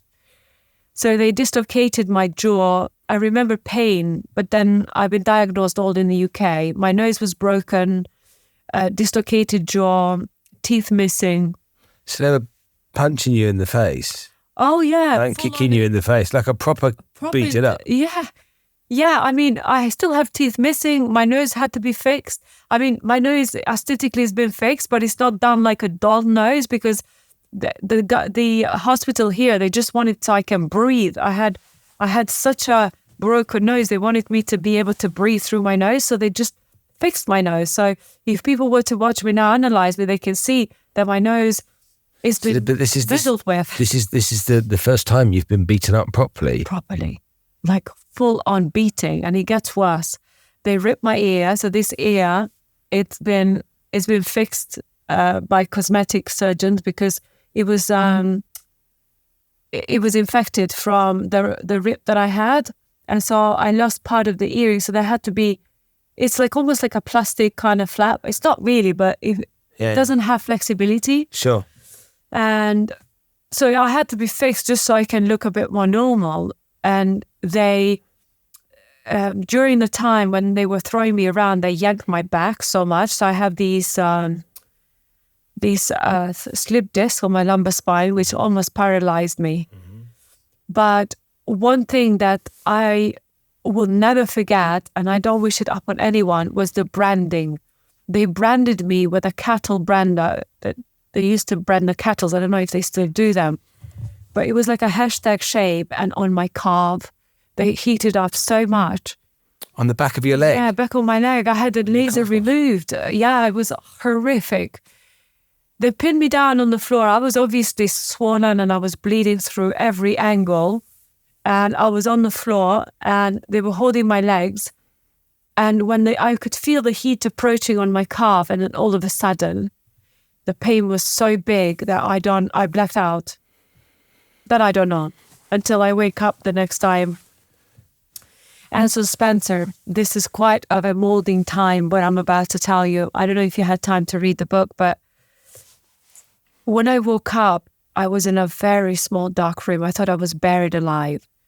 My room was so tiny. I'm 5'7". So when I stood up, I could feel the ceiling just above my head. When I lie down flat, my feet would almost touch the other wall. And this way, weight-wise, I can touch it, because when they used to put rat and mice in my room to torment me, I would almost crawl up the wall and with my feet up in each wall just to stay away from the floor, because of the rat and mice move so fast. I have a huge phobia, which I've been working on now, but all these things. But when I woke up that after blacking out, I realized I was in a dark room. I couldn't see anything. There was no window. It was just a room, the door where you could see, the door, the light shining from the corridor. Mm-hmm. And I was very disorientated because I couldn't see properly. My eyes were swollen from being beaten up. I had this excruciating pain on my calf. I was in a lot of pain, and I became frantic. I started panicking because I thought I was suffocating. It was really dark. It was tight. And that was, psychologically, that moment was really hard to process, because I scratched the doors. I banged the doors. I was hitting the walls. I wanted to get out. It was that claustrophobia kicking in of, I need to get out. I couldn't breathe. And so I kept fainting. I kept drifting off and coming back, drifting off, until eventually, I don't know how long it took, but I stabilized myself. I realized it wasn't changing. I was there. And I had to just accept it. I was buried alive, literally, in this dark room. And I thought, okay, well, what am I going to do? Just waiting for things to change. And then as the minutes and minutes time went on, the soldiers came in and they started to rape me. And when that started happening, I pretty much wanted to die. There's something I'd feared in Kosovo, and I managed to escape to literally coming straight into in a situation where I was being raped daily by different soldiers. And more than once a day. I was 6 months with them. I was 6 months in that dark room. So you were raped every day, more than once a day for 6 months? Yeah, by the soldiers. But that became sort of, physically you start handing things. When I was being left with that huge disappointment and my dignity got taken away, my innocence, everything. And I would just, stay there and sing, trying to think of something that would just give me hope for life. And I would just sing to myself, anything that I just to myself, and think of my mom's cooking and all my childhood, the way it was so beautiful, and longing for my mom's hug and my dad's wisdom. And these kind of things, I think it's what kept me going, that we take for granted sometimes in life. The people we love, or the people that are there for us, and people that motivate us or inspire us. I then just, I gave in to the darkness. I didn't want to eat the food that were providing these like disgusting watery soups. And I lost a lot of weight quite drastically. I became unwell. I was infected on my ear, my car. I was really, really unwell, and they were still raping me. That became my bathroom, that room. It became everything in that space. It was just all I knew. And I was treated like a monster. And when they would come towards sort of middle and the end of my experience, I gained this level of mind switch of, I turned the tables. Feeling sorry for me, it wasn't really serving me. And I wasn't dying, no matter how much I starved myself. So I thought, okay, well, that's not working. Now what's working? Singing is working. Thinking of my mom is working. And then I remember this particular moment when I realized that you can switch things off. You're in control. When they were raping me, instead of me resisting, screaming and crying like I was doing, I was like, I gave in, staring into the darkness. I started thinking of the songs, my mom's cooking, my childhood, playing with my cousins. And what I know is meditation. It's what I was doing then. I didn't know. Meditation didn't exist in my time then. So I clearly was switching off my thoughts, my emotions from the physical experience to the mental ability. And it's very powerful when you can switch that off. And what then I started thinking, there's something that prompted me to think. And I analyze every human being I meet. This is how I will meet everybody. Whether it's just after I've spoken on stage or in the day-to-day, on the bus, on the tube, you name it. If I met you, I will always first see you as a child. I will meet you in a child's form. Why? Because I truly believe as children, we are born so innocent and so pure, and we are just longing for information and guidance. And there is no one child that is born that wants to kill somebody. It's all because we are made of love, hopefully. And I believe love, what we know of, intercourse with stuff. But so we are love. And when we are born, we are pure.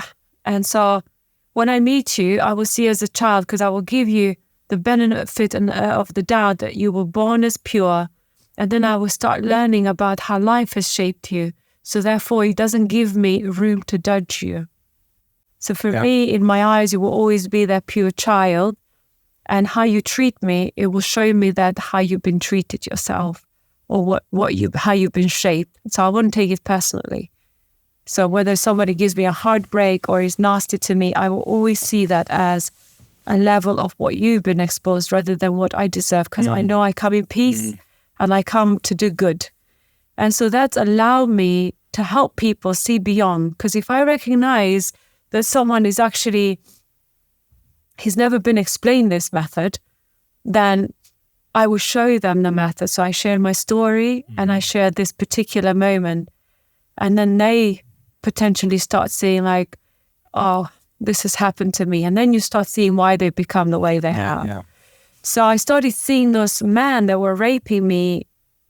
I was thinking in my head, and I remember it like today, say, oh my God, they don't know what they're doing. What happened to this kid? So you started feeling sorry for them, for the rapists, for the rapist child. Their childhood, and as children, they didn't mean to be like this. They're innocent kids that have been corrupted along the way. That's how my mind was working at that point, and that's how my mind has remained to work. And so then when you went into that headspace, did you stop feeling like a victim in that time? Yes. And start feeling like they were victims of something? Exactly. So wow, that's a really powerful way to turn things around, isn't it? I saw them as people that have been victimized, they're victims of some kind of abuse, which it wasn't their fault. And I saw myself as the forgiver. So in a sense, I became part of the greatest good in the universe, and I forgave them for what they were doing to me. And so then if you were there for 6 months, how far into that journey do you think that mindset shifted for you? I don't know the time frame, but I think halfway through. Initially, I was just fighting it. So halfway through, I thought, I didn't even think, I need to change my mindset. It just happened so organically because I tried to kill myself. I tried to starve myself. I tried everything. It wasn't changing. What I realized that I wanted to feel good just for the sake of, because I knew I was living in this hole. It was painful anyway. But then you have a choice. Do you live in pain or you try to make it slightly easier? And what was making it easier for me is thinking of my mum's cooking and stuff. And I think partly came from things that maybe I was reflecting as a child, whereas my mum and dad, when I'd done something, they would forgive me. My mum always used to say, Mum, you're going to tell me off, because of what my cousins told them. The mums were always telling them off. And she always said to me, I will never tell you off once it's done. What's the point? She said, my job is to explain it to you before it's done. I should have explained things to you. So I want to get to the lessons. To the lessons that you've learned and that you can teach, and we'll get to that shortly. But just take me back to this place where, because the horrors, just in my interpretation of what's happening, and all I do is I suppose because the way that I learn and remember is by creating pictures in my own mind. And so every step that you've told me, I'm just creating that picture for myself. So you've got this really painful experience that even though the physical experience doesn't change, the way that you've decided to frame it in your mind, consciously, subconsciously, the way it's become framed has at least made it more bearable for you. How did it end? There and then. How did that 6 months come to an end? What was the reason it stopped? Why did they stop it? Well, this is not really a lesson as such. No, I don't want a lesson here. Yeah. I'd like a lesson later. But what I'd like to know is, how did that come to an end? So what had happened is in what I don't really fully got detailed in the book, because my intention was to publish the second book. But then the first book taught me how hard it is. So I'm just taking my time. I'm tired.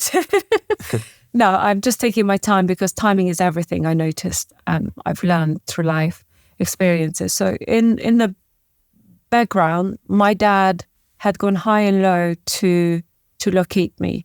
So I had my dad on my side this time round. He was searching for me for 6 months. He was trying his best to find me.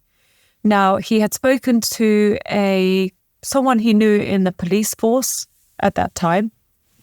Because as you remember, my dad was serving, as a doctor, he was healing everyone, treating everyone. And he spoke to someone he knew in the police force, and he said, look, my daughter has been taken by the army. Could you guys help me locate her, because wife is going so crazy. I know it's war, we're dying anyway, but I want to know where my daughter is. What has she done? Why is she being held? It's 6 months. Is she dead?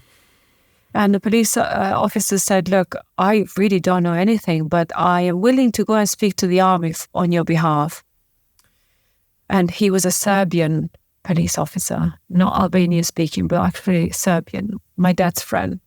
So the police officer approached the regular army, the legit army, and he had a word with them. He said, look, I know it's war, but there's a kid missing. She's in her teens. If she's dead, at least tell me so I can tell their family so they stop searching. It's not fair, You might as well he said, it's nothing to do with us. And the police officer said, well, what do you mean it's nothing to do with you? It was an army truck that collected her. He said, look, we are not supposed to get involved. It's not our doing. We would never do this. We are legit. We are army. Yes, we are being asked to kill and bomb, but we will not take an underage child, like 17, 18. We would not do stuff like this. We have children. So the police officer was very confused, and he said, well, he insisted the truth. He said, I will tell you, but I can't interfere. So I'm going to tell you and then you do your bit. He said, we've had word that the illegal army that was formed in Serbia from prisons, the rapists and the killers that will put on uniform as trainers, they have her. And the police officer said to him, but they have her 100% or you think they have her? He said, no, she's still alive. She's there because we hear the stories. So I think they were going around telling how they raping me and stuff. And the police officer said, okay, well, do you know how we could get her out? We're not going to get involved, but the dad can try and take some money in and see if they release her maybe, or bribe her out for a bit, and then escape, make her escape. She can't go back. If she escapes, she needs to disappear. So the police officer came to my dad's house and he said, look, I'm not supposed to be here, but we have located your daughter. I can take you to the location. Have you got any money? My dad said, I don't have anything. Doctor. He said, well, find some money. And my dad had to go and ask all the relatives that lived in town that he still had, his cousins, to gather some money. So all the elderly knew why he was gathering the money. All my generation still don't know what happened to me. They're just learning slowly what I was going through at that time. And my dad gathered some money, and the police officer brought him to where I was being held. I don't know this was happening. I got told this after. And next thing I know, so when I was in my room in the dark, just there like singing to myself, and the door opens up, and one of the soldiers, he said, come on, somebody's here to see you. You know how many times they did that to me? Just to torment me, lying to me? Oh, many times. And then I would come out and they'd beat me up and then put me back in. So this time I didn't believe them. I said, no. He said, no, really, come. Somebody's here to see you. I still didn't believe it. I was waiting for the hitting and I thought, what's the worst that could happen? I stood up slowly, skin and bones, and shuffled my way into the corridors and into this room where they interrogated me. I got back into that room for the first time since the interrogation. And when I walked in, my dad was there for real. I couldn't believe my eyesight. But what I don't forget ever, as a doctor, my dad, his face when he saw me, I was completely deformed. I was skin and bone, and I could just see, his face dropping and just his chin like shaking, because I think he was ready to cry his eyes out what he saw, their own child. So sorry for my dad. It must have been really tough for them, because I have kids. Somebody just thinks of hurting your kid, you want to destroy them. What he must have felt as a human being to see me like that must have been, you wonder he's got 2 heart attacks under his belt, So he took me. I hugged him and I said, Dad, what took you so long? That's all I wanted to say to him, because I didn't know what else to say. It's almost like I blamed him for not getting me sooner. And they said, stop you guys talking in Albanian, speak in Serbian, because we were talking in Albanian because they don't understand. And anyway, minor details, but my dad took me slowly out. I didn't know there was bribing going on. I didn't know he had bribed me for cash. I didn't know what was going on. I just clinged on to my dad for dear life. I couldn't believe I was walking into this door that would set me to freedom. I didn't know what was happening. When we got out, it was daytime and it was so bright, Spencer. When you've been held in a dark room, when I say dark, it's like pitch black, like the table, like pitch black. And you go into natural sunlight or any light, it's blinding. 6 months of darkness to literally light. Artificial light doesn't do it justice, because I was on the artificial light sometimes when they would take me out into the bathrooms and wash me with jet washer. All the details in the book. But the real sunlight, the real light was something intense. And I just remember covering my eyes, and my dad didn't realize where I was being housed. So he put this blanket over me and put me at the back of the car, and I lied down. And I just remember hearing my breath for the first time and this sense of relief, but I didn't know what was happening. And I remember asking my dad, is mum dead? Because I thought maybe my mum died. Maybe that's why I'm being released. He's like, no, your mum is at home. Come on. So we drove for a bit, like 15, 20 minutes, not long. We got home and my mum was waiting there for me. She'd cook some stuff. Straight into the bathroom. I must have stunk. I was rotting away. My mum washed me and my dad got all of his medical tools out, stitching me, cutting things, numbing me with injections, treating my wounds, looking at my ear, treating my ear. I mean, I was like in a medical center with him. Like he had to treat everything, the scar in my calf.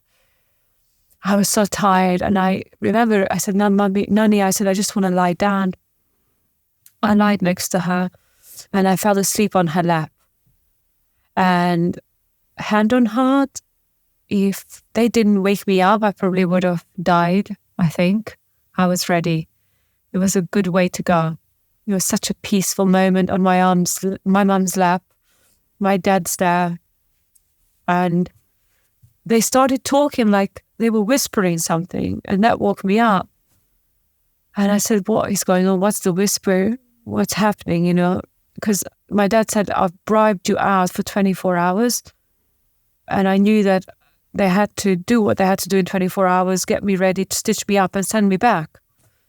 So I was prepared to go back. I knew I was going back. There was no way, because otherwise they would kill my mum and dad. And my dad said, oh, no. You haven't been asleep long, but it's nighttime now. And I'm thinking, yeah. He said, we need to go. I said, where? He said, it's the last time you ever have to do anything like this. I said, Dad, not again, please. I'm tired. I give up. I'm dead. I'm done. I just want to die. I'm tired. I was protesting. My mom started crying. She said, please just do this for last time for us. Please, we beg of you. Oh, I said, Mom, but I'm tired. I'm so tired of this. Running for my life the whole time. And I said, okay, I'll do this for the last time. But I didn't know what I was doing or where I was going or what was ahead of me. I had no idea. I just said yes to anything my dad said because I knew I was dying. I felt death. I was tired. And I hugged my mom. He said, hug her because this is the last time you see us. This is a real goodbye. So this is the last goodbye. And that was hard for me to hear because I was emotionally drained. And I thought if I was dying, then okay, let it be the last goodbye. But I was going somewhere where I was going. And I said goodbye to my mom, hugged her deeply. And I just sniffed her for the last time. And I feel like that smell will always be with me. And I said, I love you guys so much, but you don't have to do this. I'm tired. I need to die. I need to go. I'm tired. My dad said, no, you don't understand. You have a long life ahead of you. You got to listen to us. I couldn't see what my dad was seeing. He walked me slowly all the way, that road that I mentioned earlier that was on sort of farmer's road, all the way into this like, not motorway, but like a main road. But trucks would go, still import, export was still happening, even during the war. And we didn't really say much. We reached this truck. There was a truck waiting for me, massive truck. And I opened the door and I looked, there's a man in there. And I'm thinking, in my heart, it's like, my heart sank. I was like, not again. I had no time to tell my parents what had happened to me and the sexual abuse and stuff. There was no way to check for my dad. He's too close to home. He wasn't a gynecologist. He's my dad. So a lot was going through my mind that I hadn't dealt with yet. And to go with another man, it was like suicidal for me. He said, listen, the driver doesn't speak our language. He's got it all written, what he needs to do. He's been paid money. He's taking you far away. And hug me and say goodbye, because this is our last goodbye. Oh my God. And just saying my last goodbye to my dad, it was really tough, Spencer. And I said goodbye, I got in this truck. And I looked at my dad and I was like, oh my God. As we pulled off, I looked at him in this like side mirror. And what can I do? The driver is there. He's driving me. And I'm thinking, where is he taking me? Who is he? And we didn't speak because I couldn't speak other languages, just Serbian and Albanian. That was my journey, a journey that took me through different places, which I don't know where we stopped, what we did. I just remember stopping for toilets, him getting me food, and that's about it. But it was a long journey with him, quite long, through different countries. I was smuggled into the truck. And then the last thing before my freedom, I got granted freedom in the UK, was when I was tied into the truck, hidden. I remember going into a ferry because of the way it wobbled. So I guess it was the Calais and Dover crossing. And when we reached Dover, I remember the driver driving for a while and then stopping somewhere. And in fact, I had to go back to that spot a few years ago. He put in the truck, there was lots of curtains that you pull in. There's a big truck. And it was two beds. So the one bed at the bottom, the driver's seat, and then another seat, and then the bed at the bottom, and then one at the top. The bed at the top folds like a sausage. Mm-hmm. You can roll it. I didn't know this, but that's where I was hidden the whole time. And that was my bed when we took a sleep. So I slept with a driver in the same cabin together. Yeah, he was at the bottom, I was at the top. And when we reached the UK, Dover, he obviously was hiding me in that sausage bed. And he pulled all the curtains up. I got down, he pulled the curtains up. And first thing that was said to me when I reached the land of freedom, so it's for me and I'm very grateful. He said, "Welcome to England." And I just went to myself like, I was in Serbia a week ago or whatever, however long it took, and I'm in England. What am I going to do here? I don't even speak the language. Where am I going? And he called someone on the phone, spoke in English, and they decided to meet on the south of M25 mm-hmm. at a petrol station, at the service station. And they met with this man. But it looked awfully familiar when I saw him. He was my mum's cousin. He had escaped. He took the last flight from Bosnia. He was studying in Bosnia as a psychiatrist. He took the last flight from Bosnia before it all shut down, like we were shut down south. And that plane that he took, he didn't have a choice. It landed in the UK, so he was a political asylum seeker himself. But much earlier than me, like a decade or so earlier, because he was from Bosnia region. And he was already practicing. He was a psychiatrist at one of the most prestigious hospitals in the UK. So it was him. And he looked exactly like my mum's family, the uncles and stuff. He looked so familiar. I hugged him.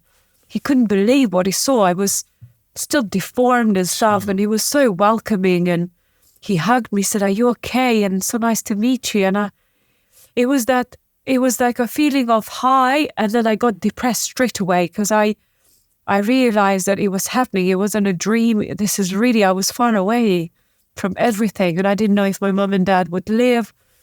So he took me under his wing for a certain time until the government took over and gave me a second chance in life. So thanks to the British government, and I always say this, thanks to the UK taxpayers for paying their taxes, which ultimately some of it gets invested in people like myself. And you all gave me a second chance in life. So, yeah. It's not just that there. It demonstrates that that we should be less judgmental of these people that are fighting to get into this country, because you never know what their story is. No. And as your story was, that's a great example to us. And so, how long have you lived in the UK for?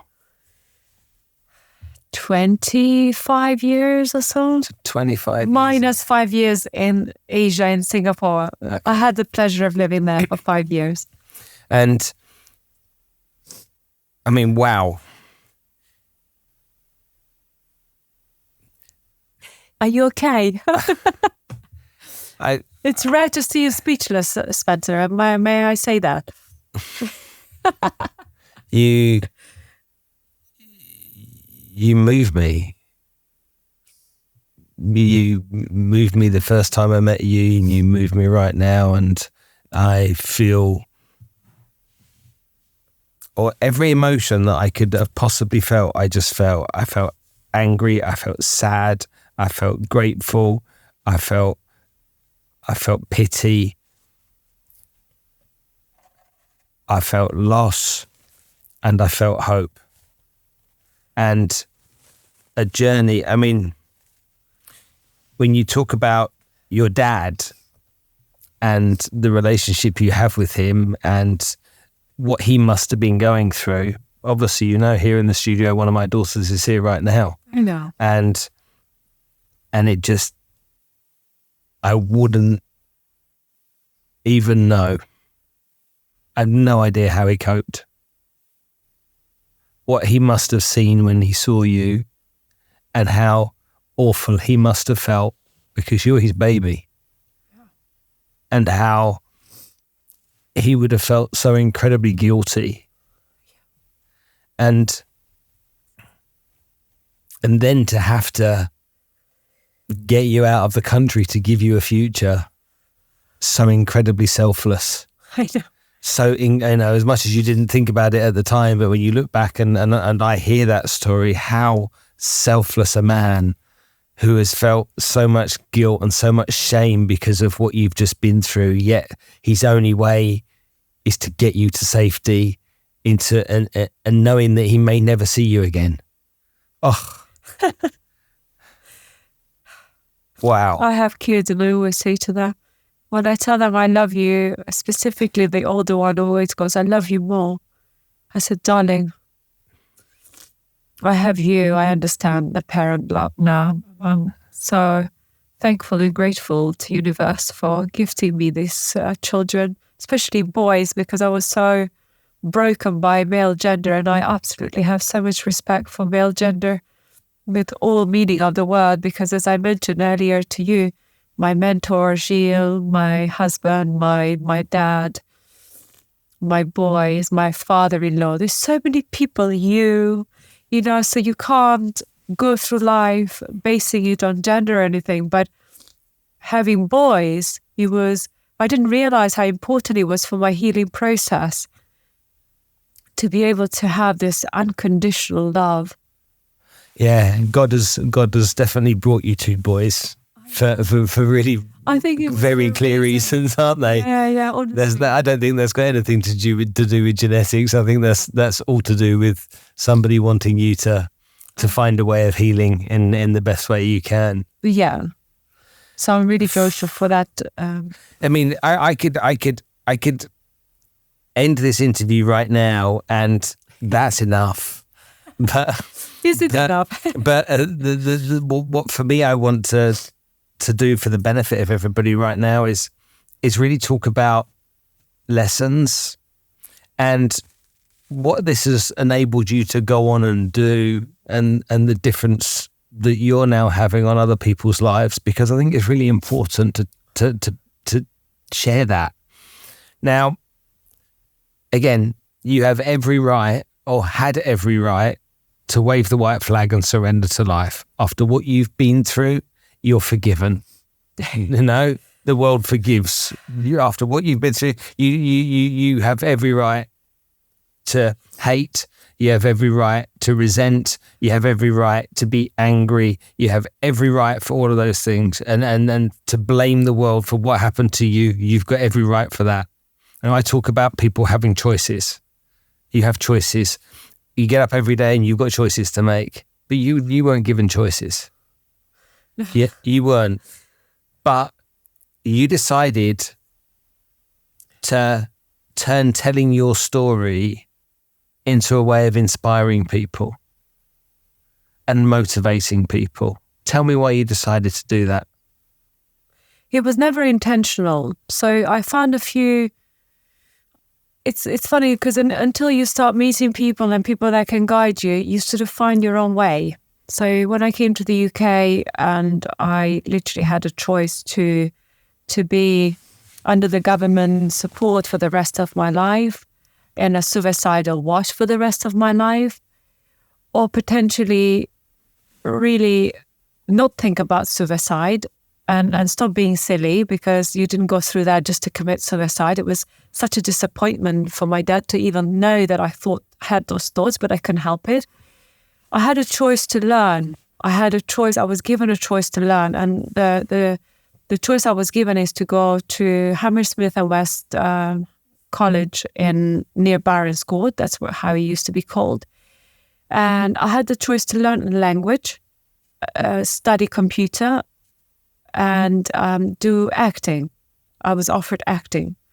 So, yeah, just talk to me about that again. So we talk about choices, and it's like, I have this big issue, with people. I'm like, you wake up every day and you got a choice to make. You can choose to be unhappy. You can choose to be sad.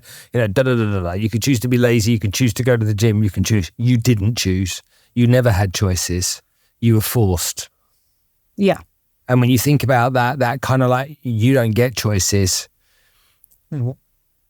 What do you do now that can help people understand or the strength that people have to take away from what you've been through? What do I do now? Well, I approach everything in a holistic way. So whether being in a corporate world or being in a fitness industry, I think approaching everything holistically is the way forward, in order to see change. So, there's different things that I do, but I do focus on understanding every individual that I work with or I train or coach or whatever in a level that allows them to make those choices themselves rather than me telling them what to do. I focus on just building the confidence and most of all, understanding the value they possess, the authority they possess, the choices that they have. When I share a story, I just always hoped that I could save one life. When I used to say, if I could just share a story to save one life, my job is done. And that was mostly dedicated to people that have been through human trafficking or kidnapped, because I never thought any other person would be able to relate to my pain or my struggles. And then I get a huge surprise from the audience in Singapore where I did a talk for UN women, and I had queues after my talk, people waiting, because I said, you need to speak out, you have a voice, you have a choice. So, it was a whole shebang I was talking about. I had people queuing and saying, I want you to be the first person that I've told this, or if you can beat that, I could beat cancer. And I wasn't prepared for the feedback I was getting, because I genuinely never thought what happened to me is remotely significant enough to anyone's day-to-day. I just thought it's dedicated mostly to people that have been through that kind of trauma. And then hopefully I will say that you can make it too, you could heal, you could do, because I took such healing process to get to where I am. I didn't just come to the UK and become initially a personal trainer and then become a nutritionist and become all of these diplomas that I have and then become a public speaking coach or, all of the stuff that I do. It took stages. Of course. Yeah, and it took a mentor to actually see my future before I did. It was Gilles' idea for me to write a book. And the reason for that was, I was speaking to Gilles. I said, Gilles, look, I have this huge injury on my lower back. I can no longer train people. I'm getting paralyzed. He said, why have you got that injury?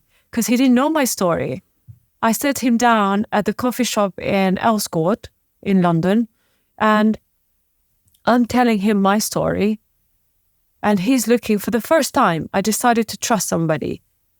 And he said, Lurata, oh my God.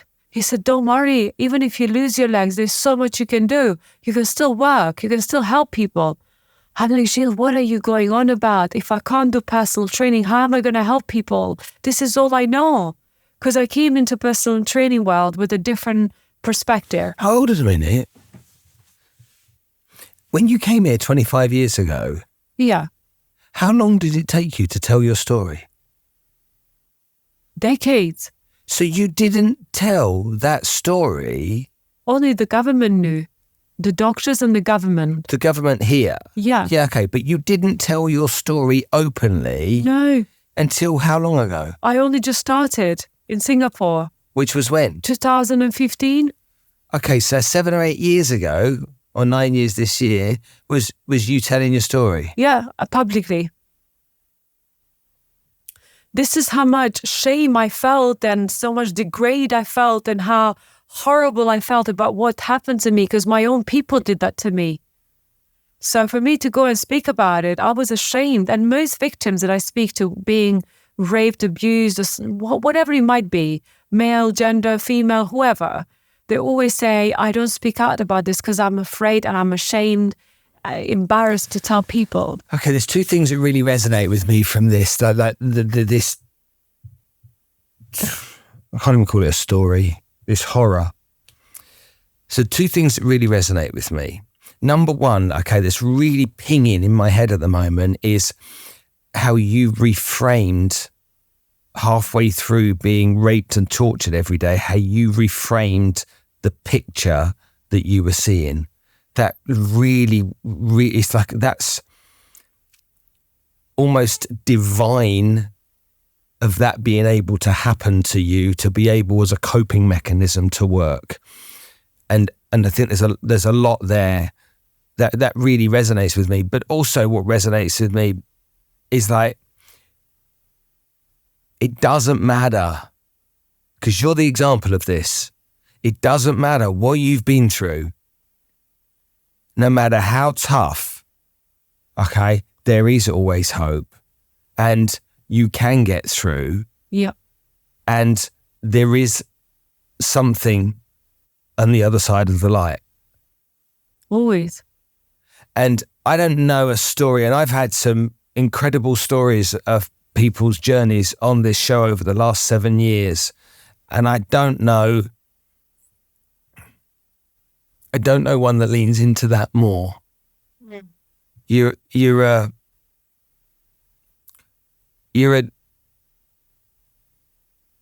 annoy me. Please. Because this should have been shared a long time ago. And because there's so much hope in this. People all have their own types of trauma in different ways. I'm just sorry for everyone that's listening to this in the car right now. I'm just trying to give this some perspective from me, but people process things in different ways. But it makes me feel like if I ever have a problem or I ever have an issue, I've only got to think about you.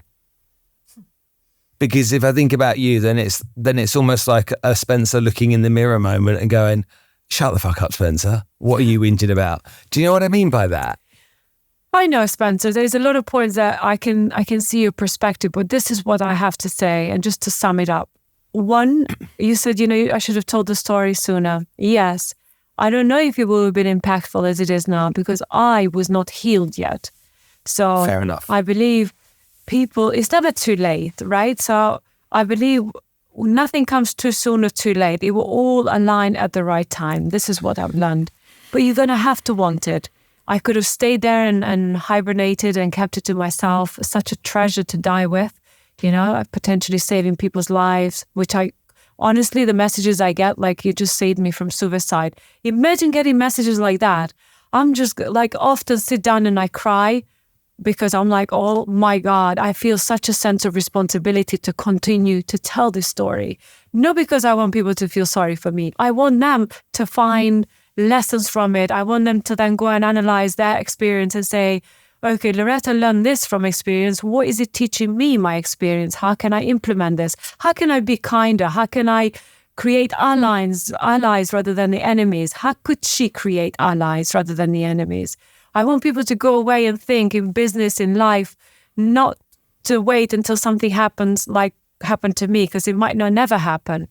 But if you can get some nuggets from this story and say, hang on a minute, I'm having a bit of misunderstanding here at home, in the office, what she would do in this situation, what I could do that it will align me with her sense of belief and how to deal with conflict or difficulty, that kind of stuff. But also, nothing will ever be sent to us that we can't handle. And the pain that you and I maybe have experienced, even just you and I here, for example, your pain threshold is different, mine is different. So we can't sit here and compare. It's like we do rings with girls or cars with boys and say, oh, my car is more bling than yours. Emotions, we cannot compare because there is no way of measuring. Everybody's threshold is different. So when people tell me, oh, but I haven't been through what you've been through for me to even talk about this because it's embarrassing. I'm like, no, because it shouldn't be compared. You should just supposed to learn from one another. If you can learn something from me, from my experience, I've been through it, so learn from it. Learn some nuggets from it, or learn how to deal with your experience. Don't compare it to me, because it's just not you're gonna always feel like you're the underdog. But I agree with the fact when you say, oh, come on, Spencer, just get on with it, Lurata. I still do that to myself, because now I find myself, I'm in a free world country where it allows me to work. I've got my family, I can travel freely. And then I look at countries that are at war, for example, or conflicts. Regardless of which side, I don't take sides, but I always go with the innocent and I say, oh my God, I got it better than them and I feel so sorry for them now. So they are worse off now. So there's always somebody else that is worse off than you are.